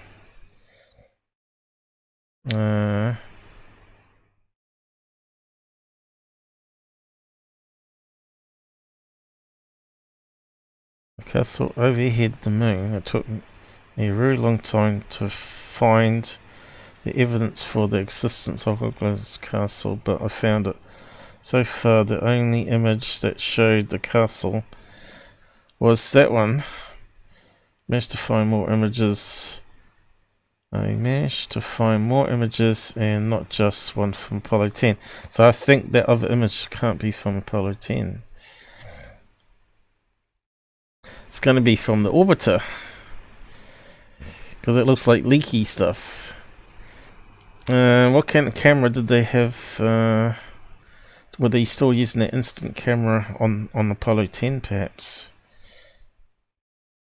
Because it's only a few years after the orbiter one. That was the best camera technology they had at the time. Has received a lot of criticism. I have my strong doubts about most of his rather weird theories, but not regarding the castle. There is a castle overhead the moon. It took me, but I managed to find what we've seen on the internet. Okay, and as you so can where see is it? here, This is the famous castle. Let's see, where has he got it from? So does look like the image we looked at, right? We saw these piles of rocks. A castle. Alright, so it's like a little speck in the corner. Okay, let's see if we can find it. I've still got the images here. I've got 2 of them. Okay, at least we know what we're looking for now. But how can that be overhead if it's looking down on the surface, right? That doesn't make any sense whatsoever.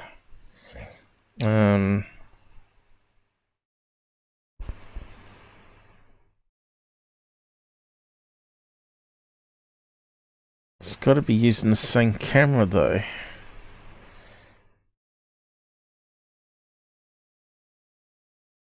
We might have to find out what camera that's using. It doesn't sort of connect that one to this one. I wonder if we can find out. We'll do a search and see if we can find out. So let's brighten this one. So we know it's over the top right somewhere.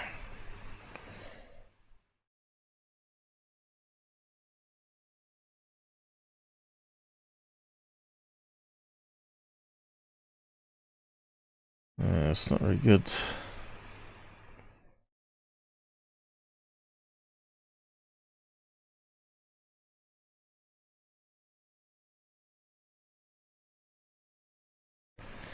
Definitely looks like something's gone on here. That's got to be the shadow of the sun. So it's illuminated on this side of the moon. And the castle was meant to be here.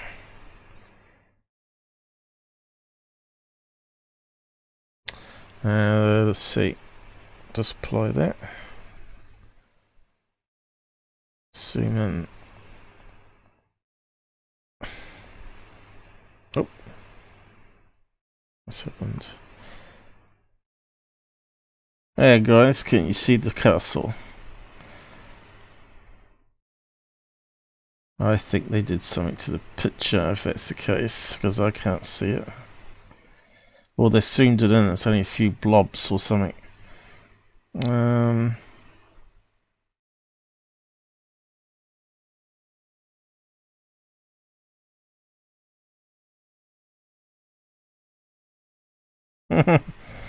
But I can't see it. I can't see it. Let's see. Can we line up the craters from his video? Where is it? Yeah, so his is very dark. Doesn't look like it's too far away from this mound of rocks.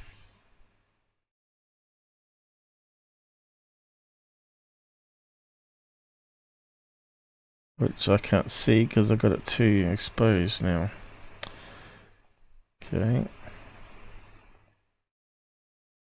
Here's the rocks. It's over here somewhere.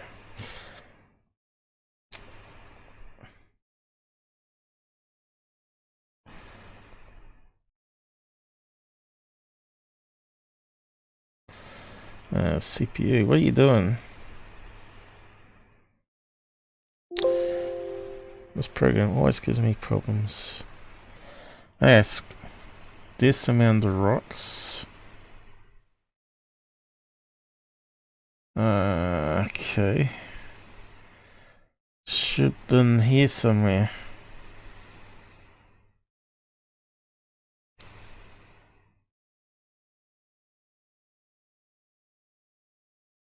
This shows you can't trust these guys. They reckon they've found stuff on images. They must have played around with it somehow. Yeah, can we see it on that one?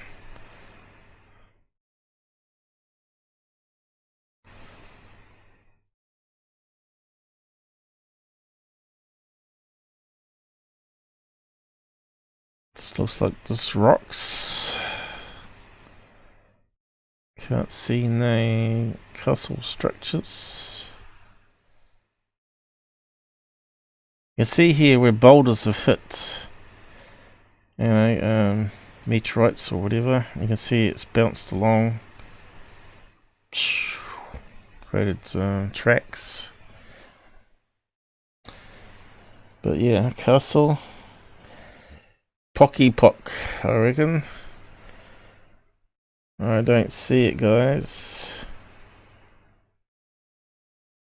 9 miles above the moon. Okay.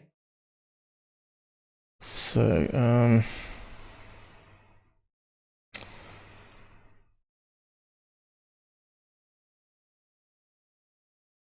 looks like it goes right across. So let this little speck here goes right across to the top of that one. Okay. So the top of this one goes right across. Castle bullshit. It's got to be there.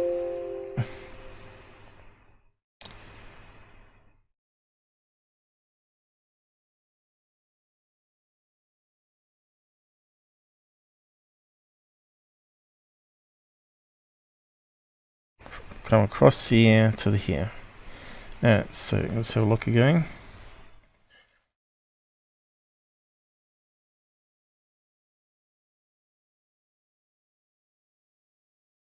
I think we're being lied to.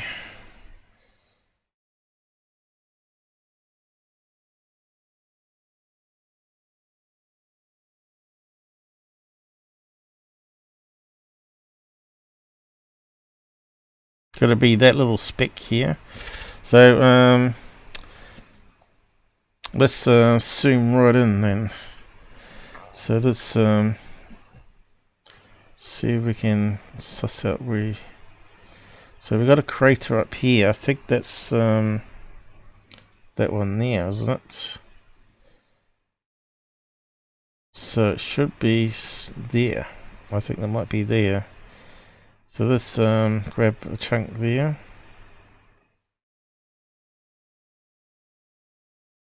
That means we're zooming right in. New image. Okay. Scale up.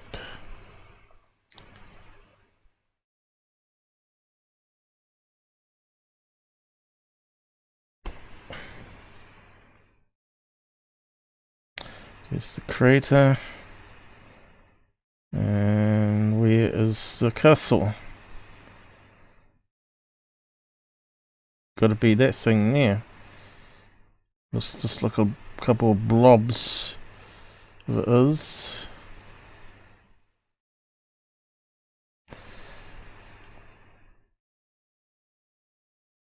Ah, it's just ridiculous. The image. Could be. We'd have to lighten it down again. Have we found it? I don't know.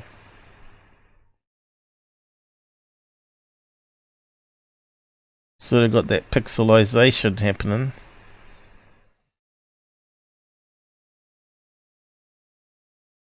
Yeah, I give up. I give up. It's wasted enough time on that.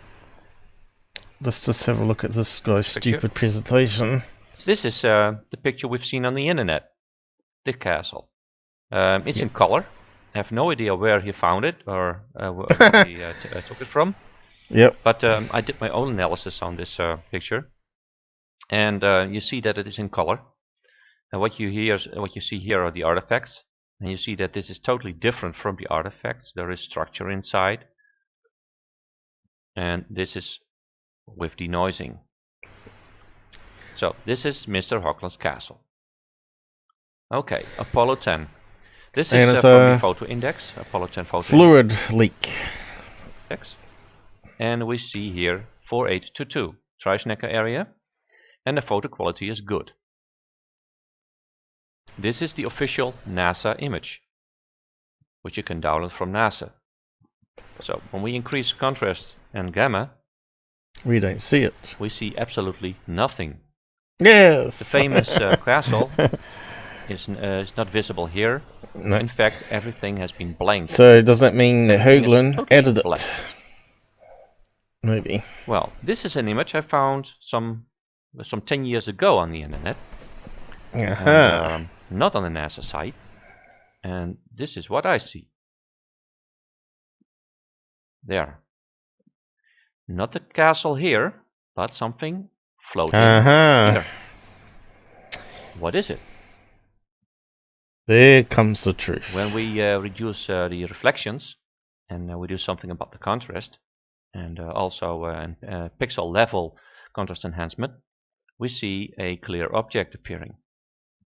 But not just one object, two objects. There's one here as well. Let's zoom in. Okay, what we see now is two cigar-like objects next to each other. Still not a castle. And one smaller object here.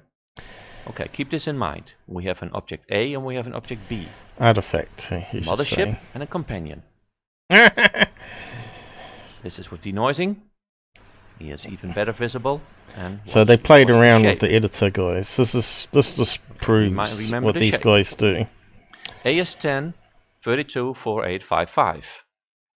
Here comes the truth.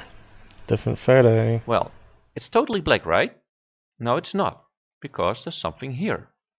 Our human eye cannot see it, but we can make it visible. There, next to the arrow. Let's increase contrast. And let's zoom in. Now we see what appears to be okay, this is where he's got the castle from. Ladies and gentlemen, different photo completely. Because when we enhance more and we do deblurring and refocus, we see that there is structure. No, it's just an artifact, it looks like a skyscraper. Oh, blob of ink on the image, like all of them had blotches all over them. Details, enhanced edges, even more. Okay, now we remove all the noise, and finally we combine all these images, stack it, and make a 3D image of it. Right here. And now we see that it indeed is a skyscraper building.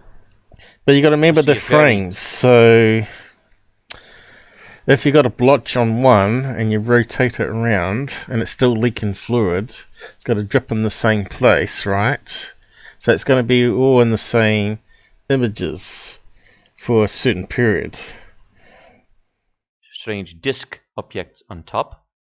And that looks like a fluid blob like they said it was. And this is several miles high.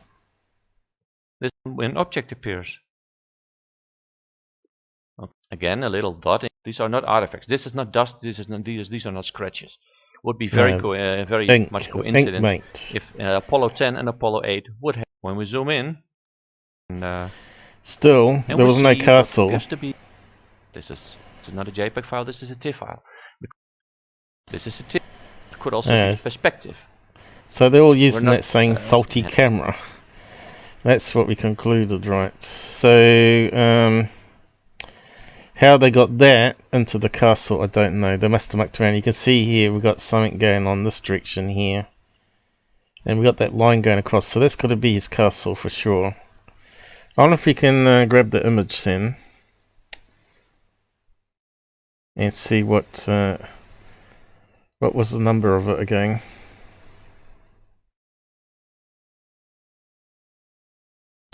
It wasn't 4822. So that wiki page needs to be updated, doesn't it? The wiki page is not entirely correct. Again, we've got a lot of smudge in here.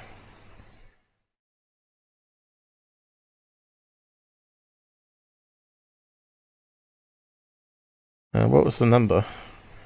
Everything has been blanked. Some 10 years ago, not on the NASA. There. And we do something about the contrast. And when we but he said it wasn't on the NASA site. What is it? Not the castle here, but something floating. So it wasn't on our image at all. So let's have a look. So that castle's nonsense. It's not there at all. It's further up in sky here. And we don't even get anything like that.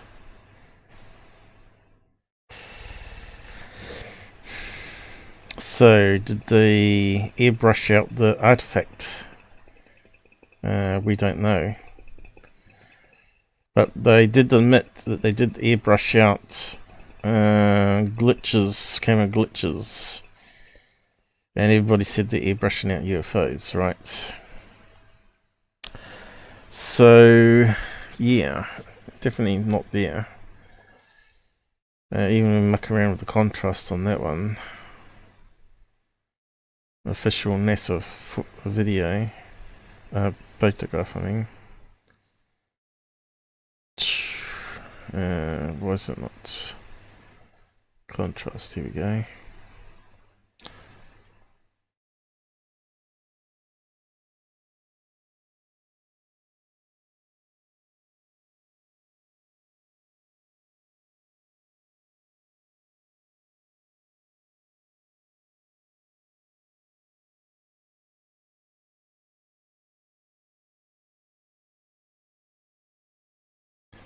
See, this shows you all the blacks are not blacks, right? So we're just changing the lightness of the different blacks.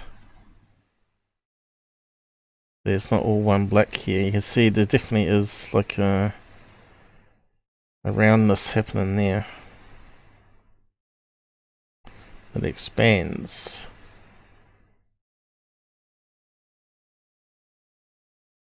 But yeah, I don't see any artifact as it expands.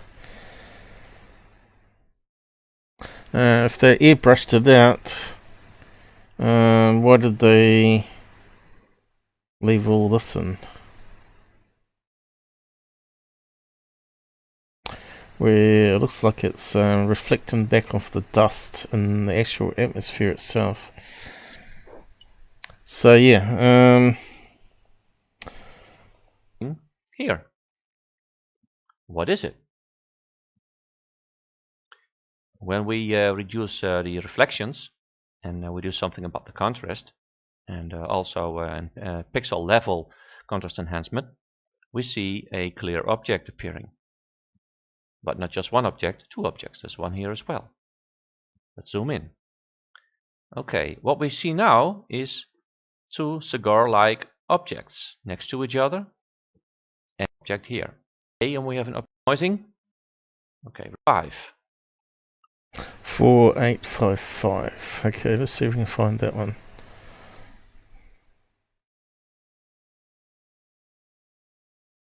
If the CPU will let me. Stupid, isn't it?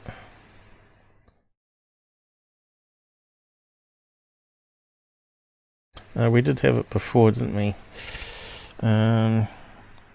Apollo Space 10 32 4 855, wasn't it? 32. Not sure what the 32 is.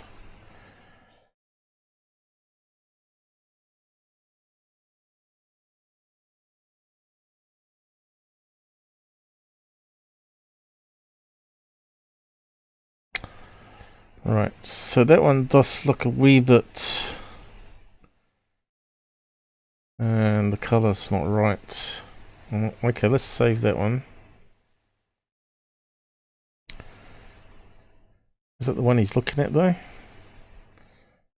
Let's go back. Definitely looks like the same one. Why can't we save it? There's a disabled right click on it, have we?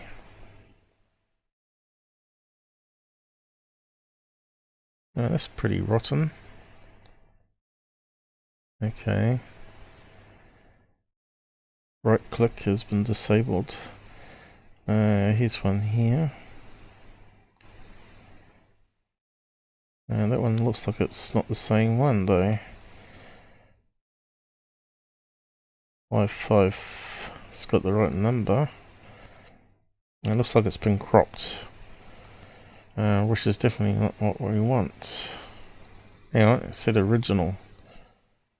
Original. File history.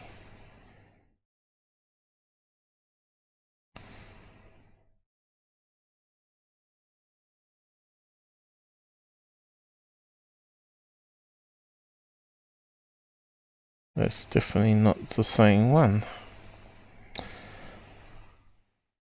Been cut.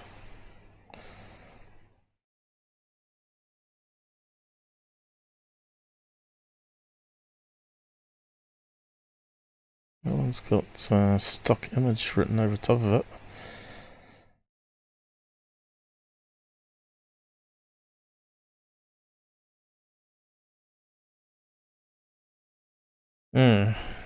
Frustrating. I think I had a list of them before, didn't I? The pictures. I should have cut and pasted it to the side at the time. Don't think I got it here.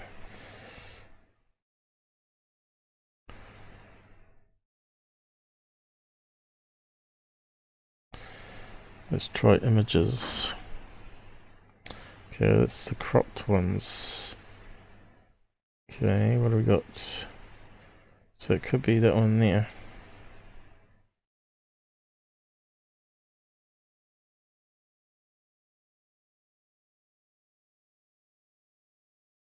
Aha! And we can save that one.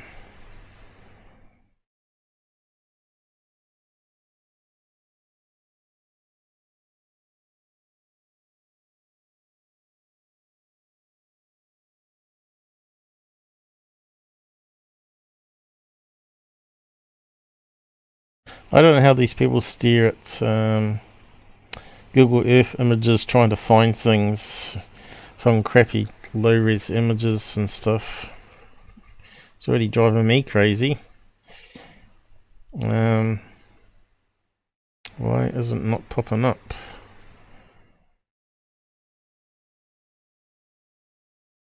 Something crazy going on here.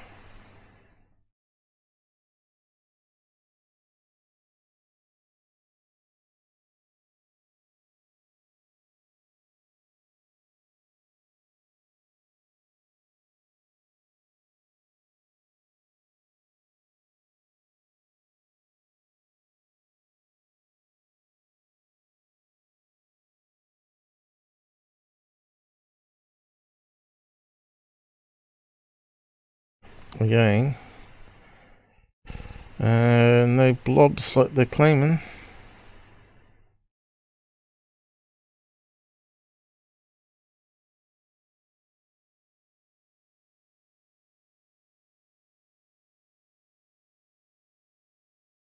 Eh? This looks like normal stars or something, or dust.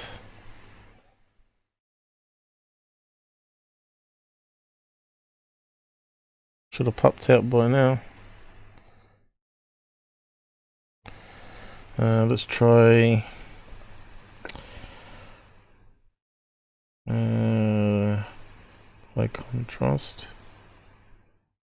Well, that makes it more readable, because it didn't look right in the original, did it?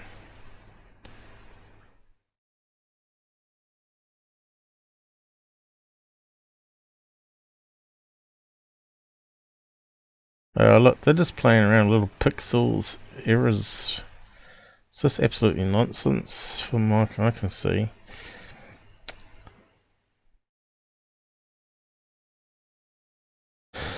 That's what I call making shit up.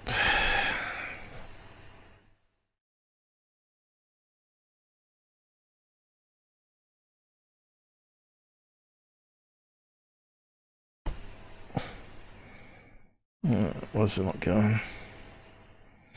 We lost CPU again. You damn thing.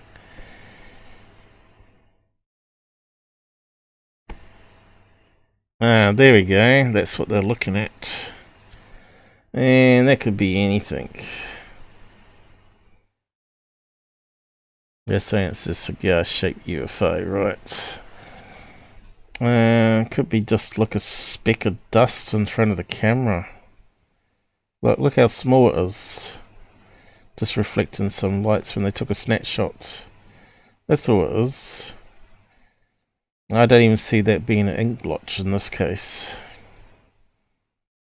But they said it was leaving blotches everywhere, so I suppose we can't rule it out. But that's it, you know. That's the so-called cigar. It's just absolutely garbage when you start looking into it yourself. How they can say that's a structure.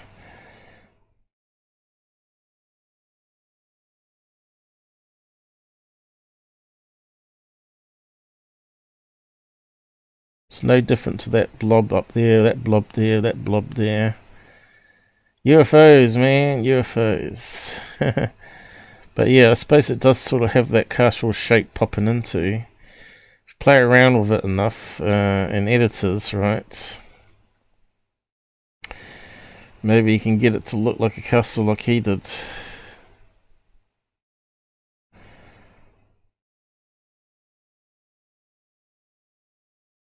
I think he must have played around with it. Overlaying images or something.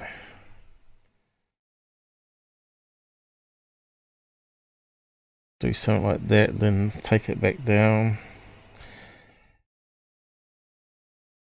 Yeah. So at least we've had a good look at it anyway.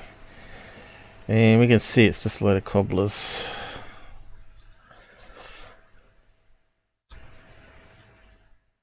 I suppose if you took a copy of the photograph and reduced it with JPEG compression, eventually you'll end up with an image that's got more of those lines happening, right? So like he said, he went back years. I bet it was a lower compression because no one looked at the metadata of the image, right? He didn't show it in the presentation like we do here. You know, we could right click on here and go open with not open with, send to. I don't have it open with, unfortunately. Send it to exif GUI, which calls a command line thing, which looks at the information. Once it starts up, and we can see straight away it's got no camera information that digital cameras have, but we can go all. Okay, and we haven't got bits per sample. 8. I suppose we might have to load it into one of these online image processors. So what's that mean? 8 bits per sample.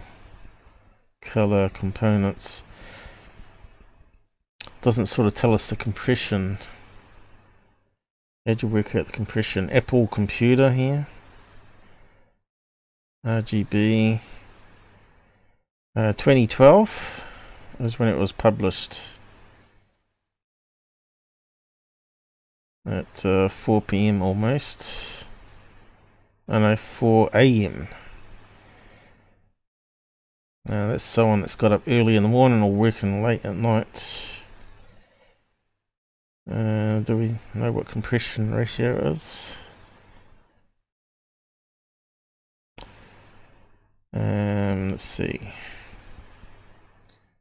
Space illumination.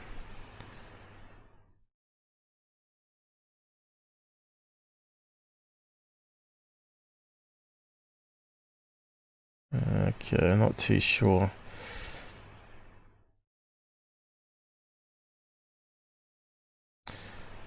Coded, that means compression.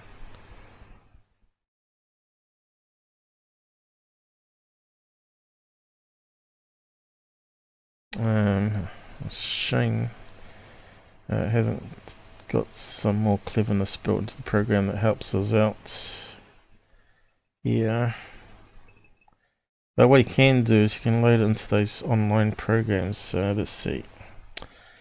We'll do that. So how far along through the list did we get? The castle, paperclip, the robot heads. I think we've seen that one before. Yeah, there we go.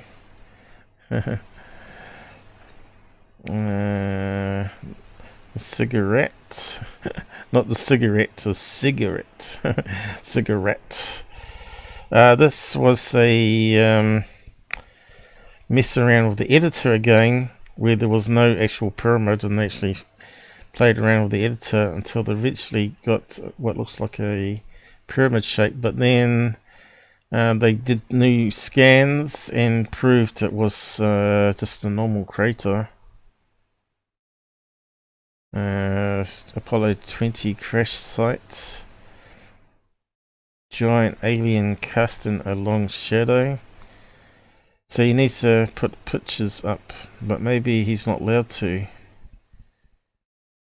Megabunk. Yeah, here you go.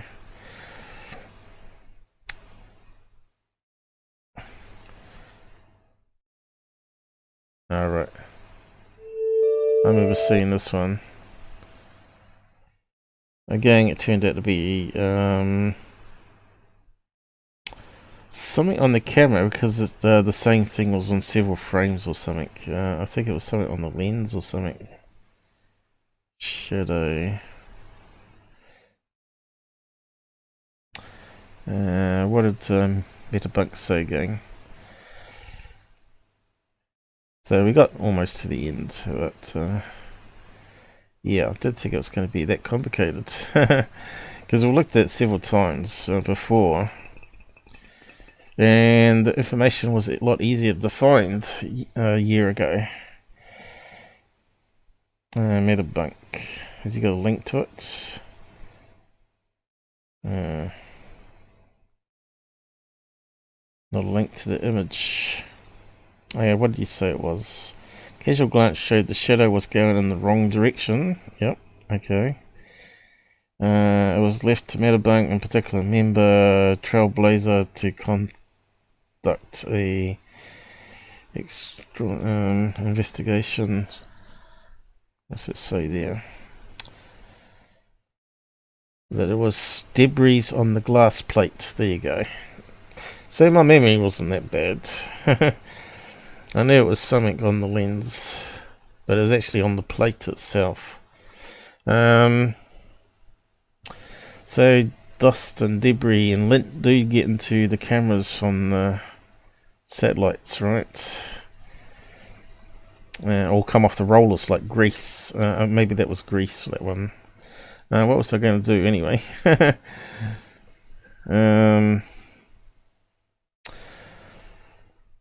I'll post the link to Project Avalon here.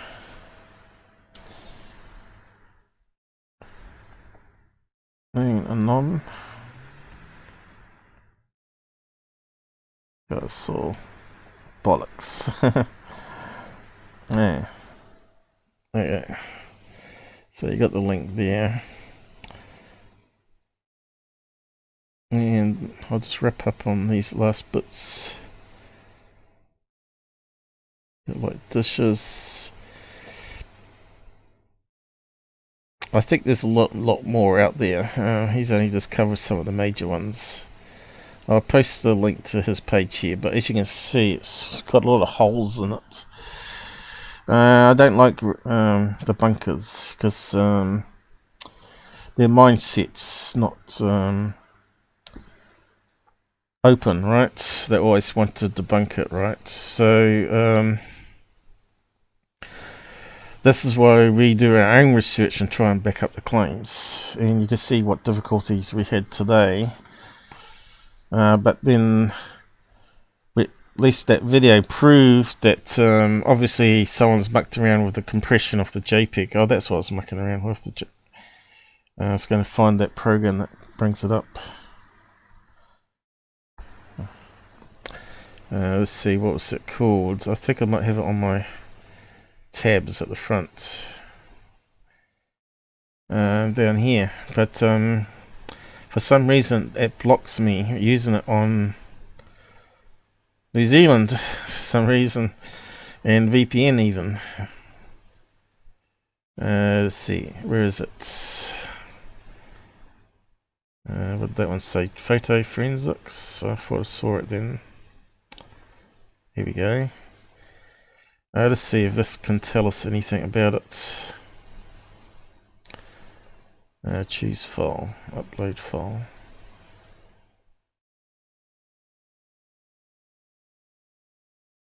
Compression. Which one were we looking at? That one, wasn't it? Let's see what that says.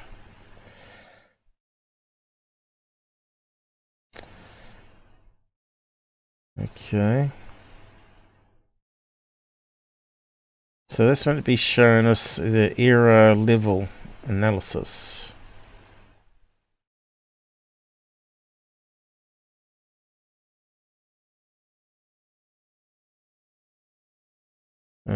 What one was the blob that we're looking at here, wasn't it?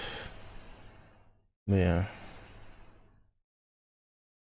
And it shows up in the error level. Or was it there? Somewhere there, wasn't it? Could be that one.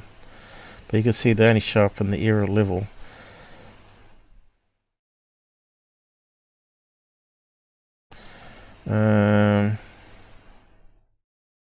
So yeah, it's quite complex tutorials on this.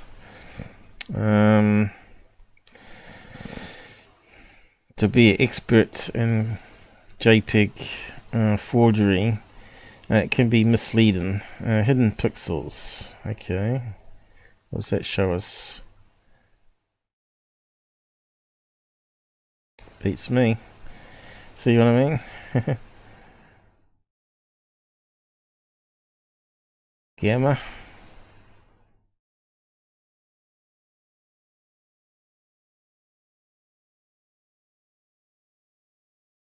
Don't seem to do much. JPEG percent. Okay, that might be compression. Does it tell us compression? There you go. So somehow it works out the compression for us. Must be a mathematical thing for the metadata. So you can see it's not 100% that one. And we see the artifact. But if it was 100%, we shouldn't be able to see it probably. And I think that would be the case with the other image he found as well. So that would be the scientific side of the photo analysis, right? Luminance quality determined from the quantization tables that encoded the JPEG.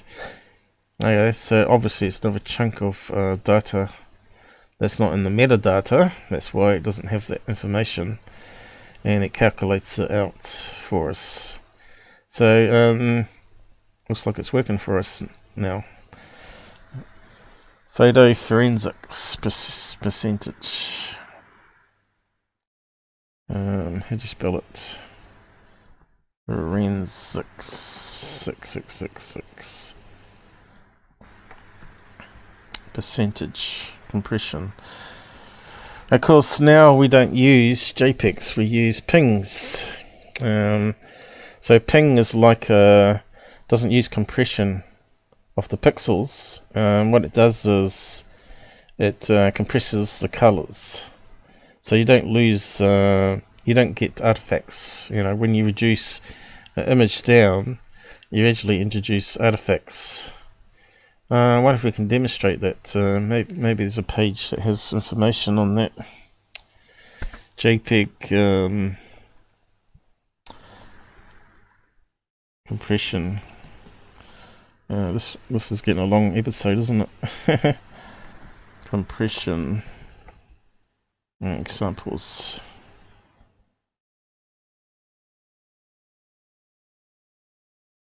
And this is the tricks these frauds use.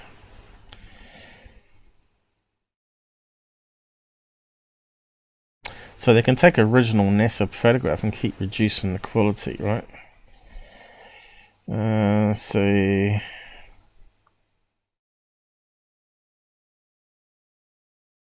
let's see.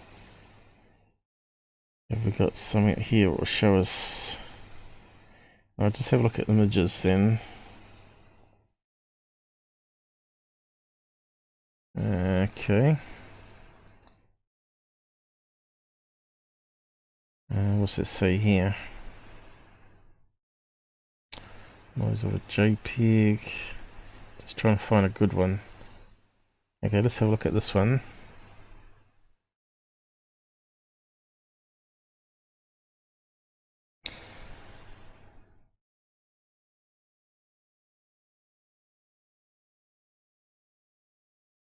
Yeah, 100%.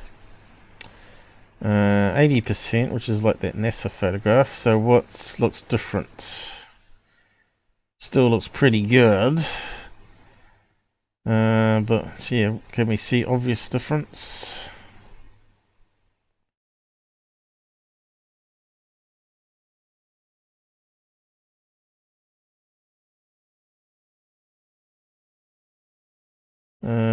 It's very hard to tell. But obviously it's lost half the data because one's 53K, one's 25K. So where is the quality lost?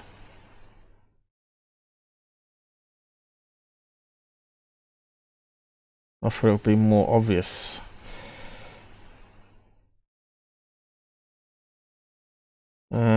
Okay, I think I can start to see.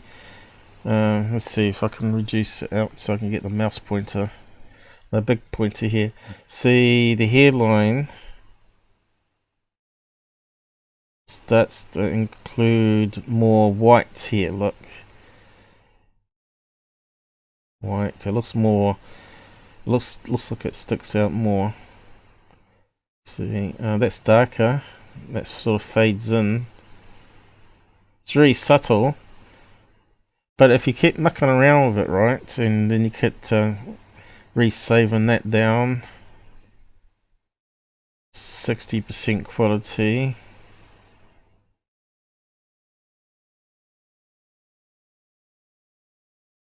Starting to look a bit more blurry, right?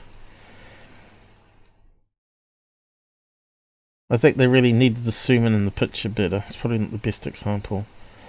20%, 5.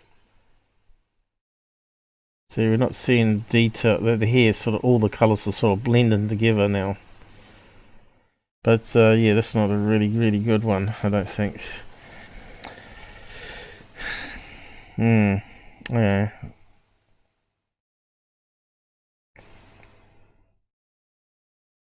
Let's have a quick look at that one.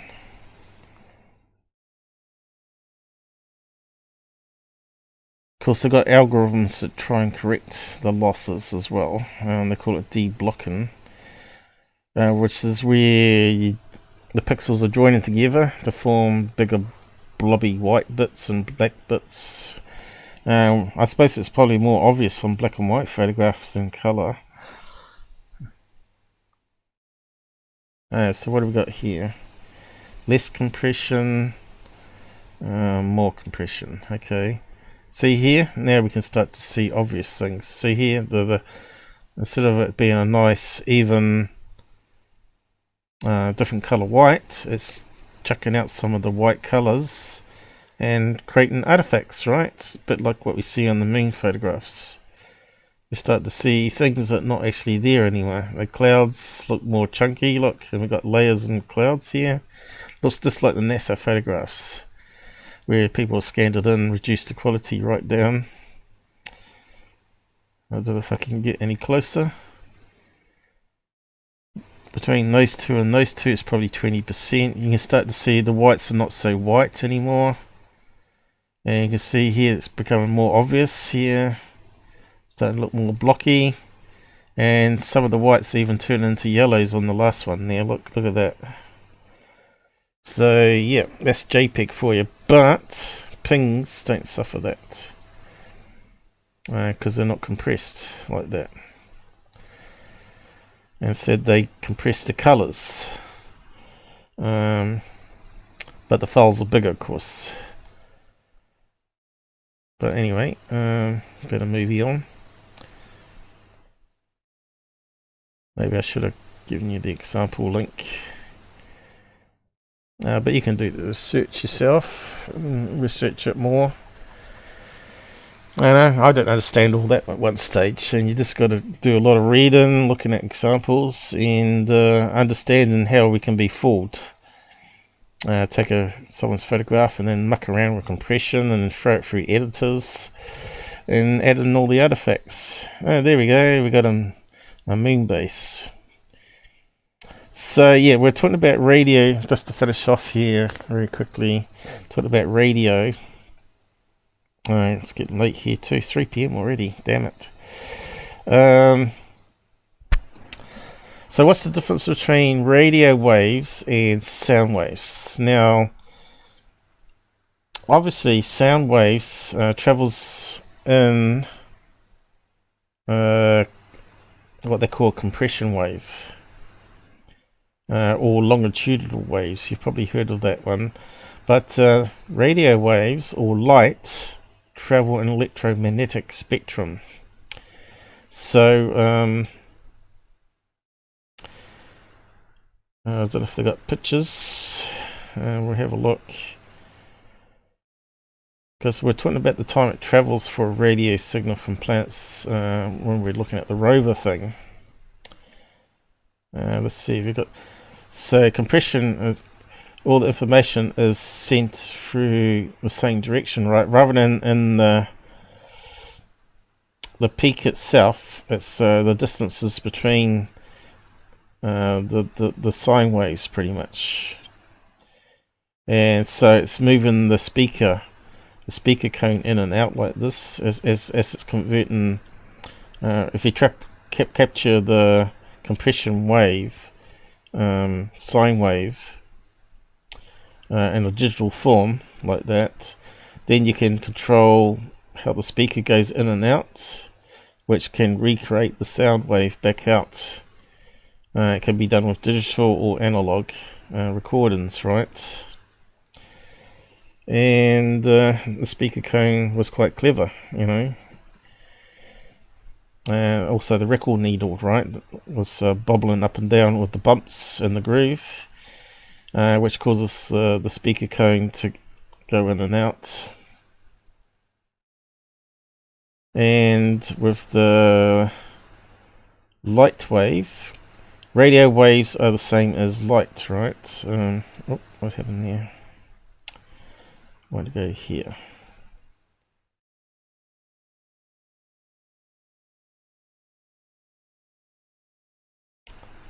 So it's not actually traveling through a medium like water or air to create a compression wave. What it's doing is it's actually got a magnetic field that passes through everything, right? Well, to certain levels, right? It passes through atoms and absorbs into atoms and all that sort of stuff, right? And it just keeps on going like X-rays, right? And obviously different frequencies and the motion of the sine wave, and it's that excites the atoms and causes ionization and kills you, sort of stuff, right? It's mucking around with the atoms. Well, a sound wave will hit you and vibrate the atom as a compression wave. So air onto the skin, and it's only causing a wobbling of the atoms. Well, this is actually passing through the atoms and DNA and destroying stuff, right? So that's the difference between radio waves and sound waves, because people don't know the difference. Of course, depending how the electromagnetic wave is formed, whether it just absorbs into the atoms on the surface of your skin or passes through you, right? We're bathed in radio waves on this planet. It's not that you notice.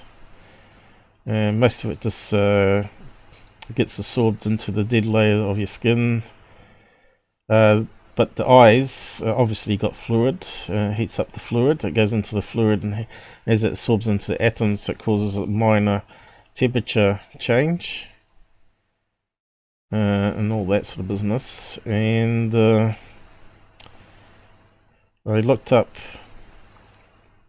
to see what the time of a radio wave would take from various planets, to just look more into detail onto it. How long does it take for radio or light waves to travel from Earth to Jupiter, Saturn, Uranus, Neptune and Pluto? And as we found out the other day, I know it roughly takes 20 minutes from Earth to Mars. Well, depends what part of the orbit we found out, so it could actually be between 4.5 minutes to 20 point something minutes actually. And in the same time, 8 minutes, I think it's 8 minutes and 32 seconds, I think is more correct, from the Sun to the Earth. Again, I suppose that varies, because it's not exactly a circular orbit, is it? So further down here, someone actually answers it, called the Sun-Planet Distances in AU. So I'm not too sure what AU is, astronomical units or something like that. Mercury is 0.38. So that would be like light distance, time it takes to travel light, I guess. And you just multiply those numbers by the time it takes to travel from the Sun, I think. 8.317 light minutes per AU. So when you times that onto it, you get Mercury from... Oh, right, it was actually 5 minutes. I know, Mars. 4.5 minutes, I said, wasn't it? 4.5 minutes to 20.96, almost 21 minutes there for Mars. And Mercury is closest to the Sun. 5 minutes to 11. And these ones way out in the edge of the solar system. Neptune, 258. So that's how long it takes to get a radio signal one way, right? So you got to double that. So you got to send a signal to the rover on Mars, which could take 20 minutes. And then it'll take 20 minutes to get a reply back. So when we were seeing it live landing, it wasn't really live landing. It was like we didn't know for 8 minutes or whatever, 10 minutes or whatever it was on that, that it actually was functioning and sent a signal back. So we're actually looking into the past.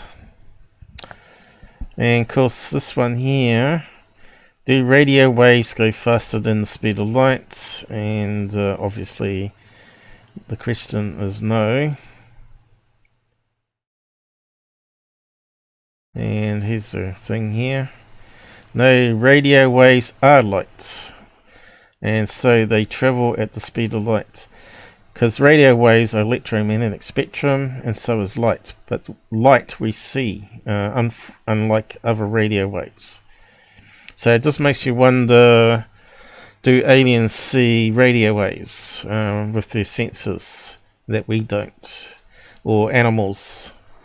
And sure enough, we know dogs are more sensitive to certain lights and darkness. They might be able to see more into the infrared or ultraviolet than we do with our eyes. I don't know. How do you test that? I suppose you'd have to do experiments on dogs in the dark and just put objects up at the certain frequencies of lights and see if they see it, I suppose. Speed of light, E, that is always talked about. The speed of light of the universe is the speed of light in a vacuum. Light travels slower in a medium, which is like atmosphere. Obviously it bounces off because it's electromagnetic, like I said, it's passing through atoms, right? How much slower can the dependent on the wavelength of the light? So I just wanted to point that out there, just some extra science bits. That radio waves basically the same speed as light, and then you can calculate these factors out of how long it's going to take for radio transmission back and forth. Yeah, we're only just talking about the solar system, so yeah. So if you send off men to the outer edges of the universe, there's no way we could communicate with them. Because radio signals are at speed of light, it can't go any faster unless we break the laws of physics or our science is wrong. So yeah, so same thing would be for the aliens, right? If they can't go any faster than the speed of light, maybe they've discovered us, but their home planet won't know about us for thousands of years. So maybe more will come, you see. More aliens will come and visit. Once they... So say that the alien greys were bio-robots, right? And the spheres that we see flying around were actually... or some people see flying around, are actually probes, and a bit like in Star Wars, and they're transmitting information back. It may take a really long time for them to get the information, right? Just looking at that information here. So I suppose you could probably look that up actually. How long to transmit radio to your nearest galaxy? Because you want to go to another galaxy or something, don't we? See if there's other life in a galaxy.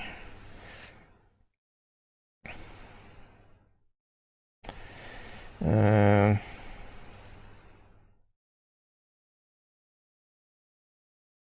wonder if it'll tell us here.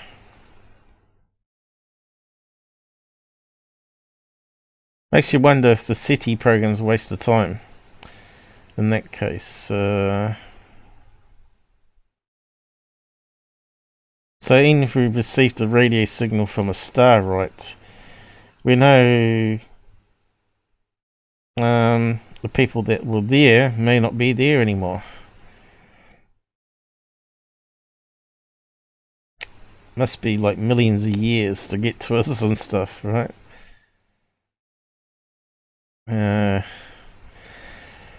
I'm not sure if we can find the information very quickly. It'd be good to have a chart, you know, like a chart of all the galaxies and stuff that were discovered, how long it would take.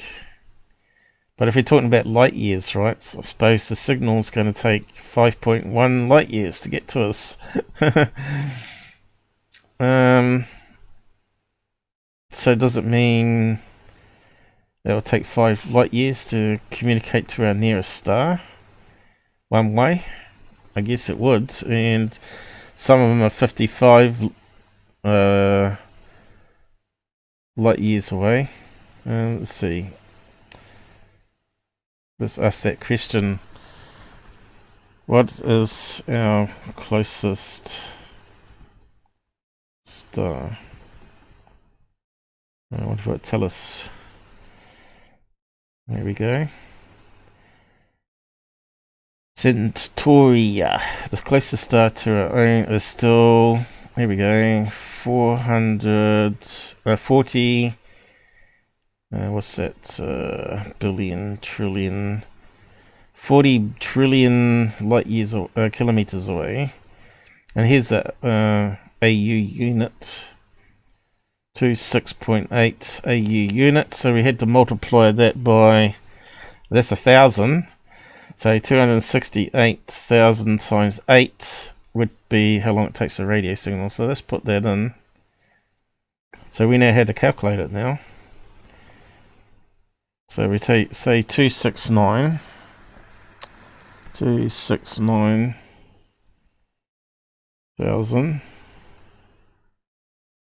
times 8.31, I think it was.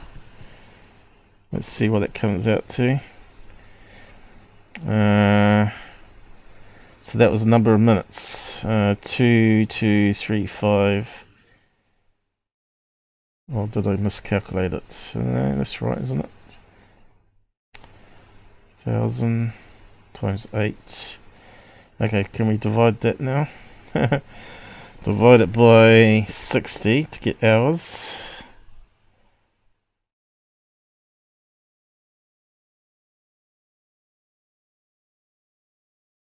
The 37,000 hours. Okay, divided it by 24 to get to days. 1500 days.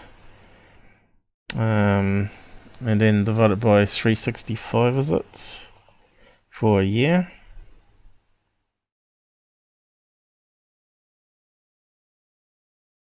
It will take 4 years. What did I say? 5 years. There you go. Wasn't too bad of a guess. So 4 years radio signal one way and back for the nearest star. Just make you wonder about SETI.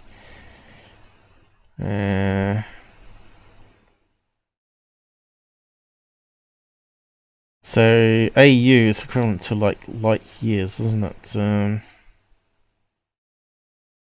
Speed of light,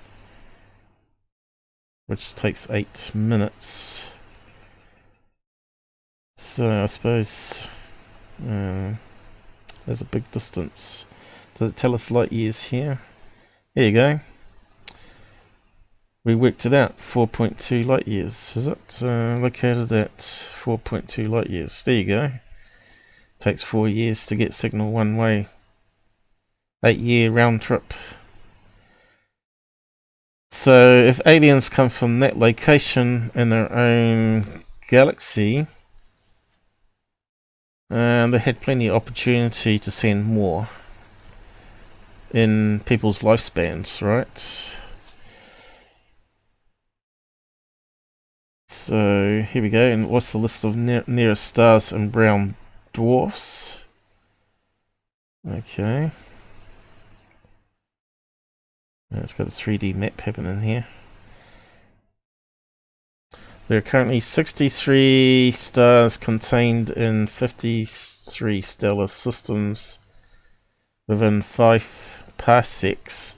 Now that sounds like sci-fi. 16.3 light years. So that's 16 years for radio signal one way. 50 of those stars are red dwarfs, and remaining 13 stars are more massive, with the largest of them being Sirius. And that's where aliens said to be from, right? So it doesn't tell us how fast Sirius is. Light years is what we want. So we know how long it takes to travel. At the speed of light, it takes 16 years. The distance between Sirius B and Sirius A is 31 units.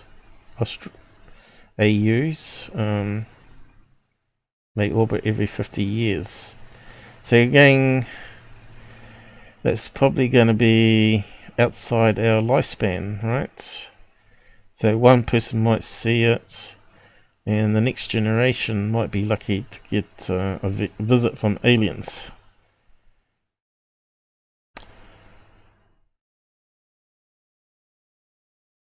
Anyway, we could look at that stuff forever. We sort of changed direction here, but still interesting.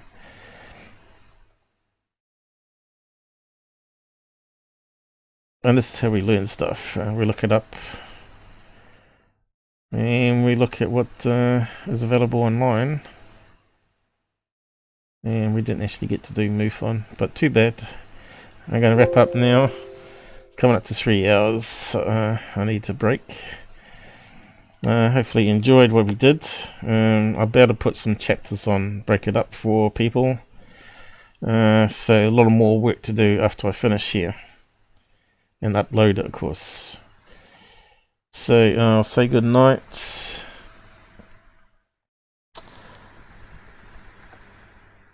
Hopefully it's make you think about things. Also see to question things when people saying they're seeing structures on Mars or Moon. You know what cobblers it is. Good night all. And I'm not too sure when I'll be doing another one, but maybe a couple of days or 3 days. Okay, good night. Oh, we got another sub. Oh yeah, that's right. Another follow. Welcome.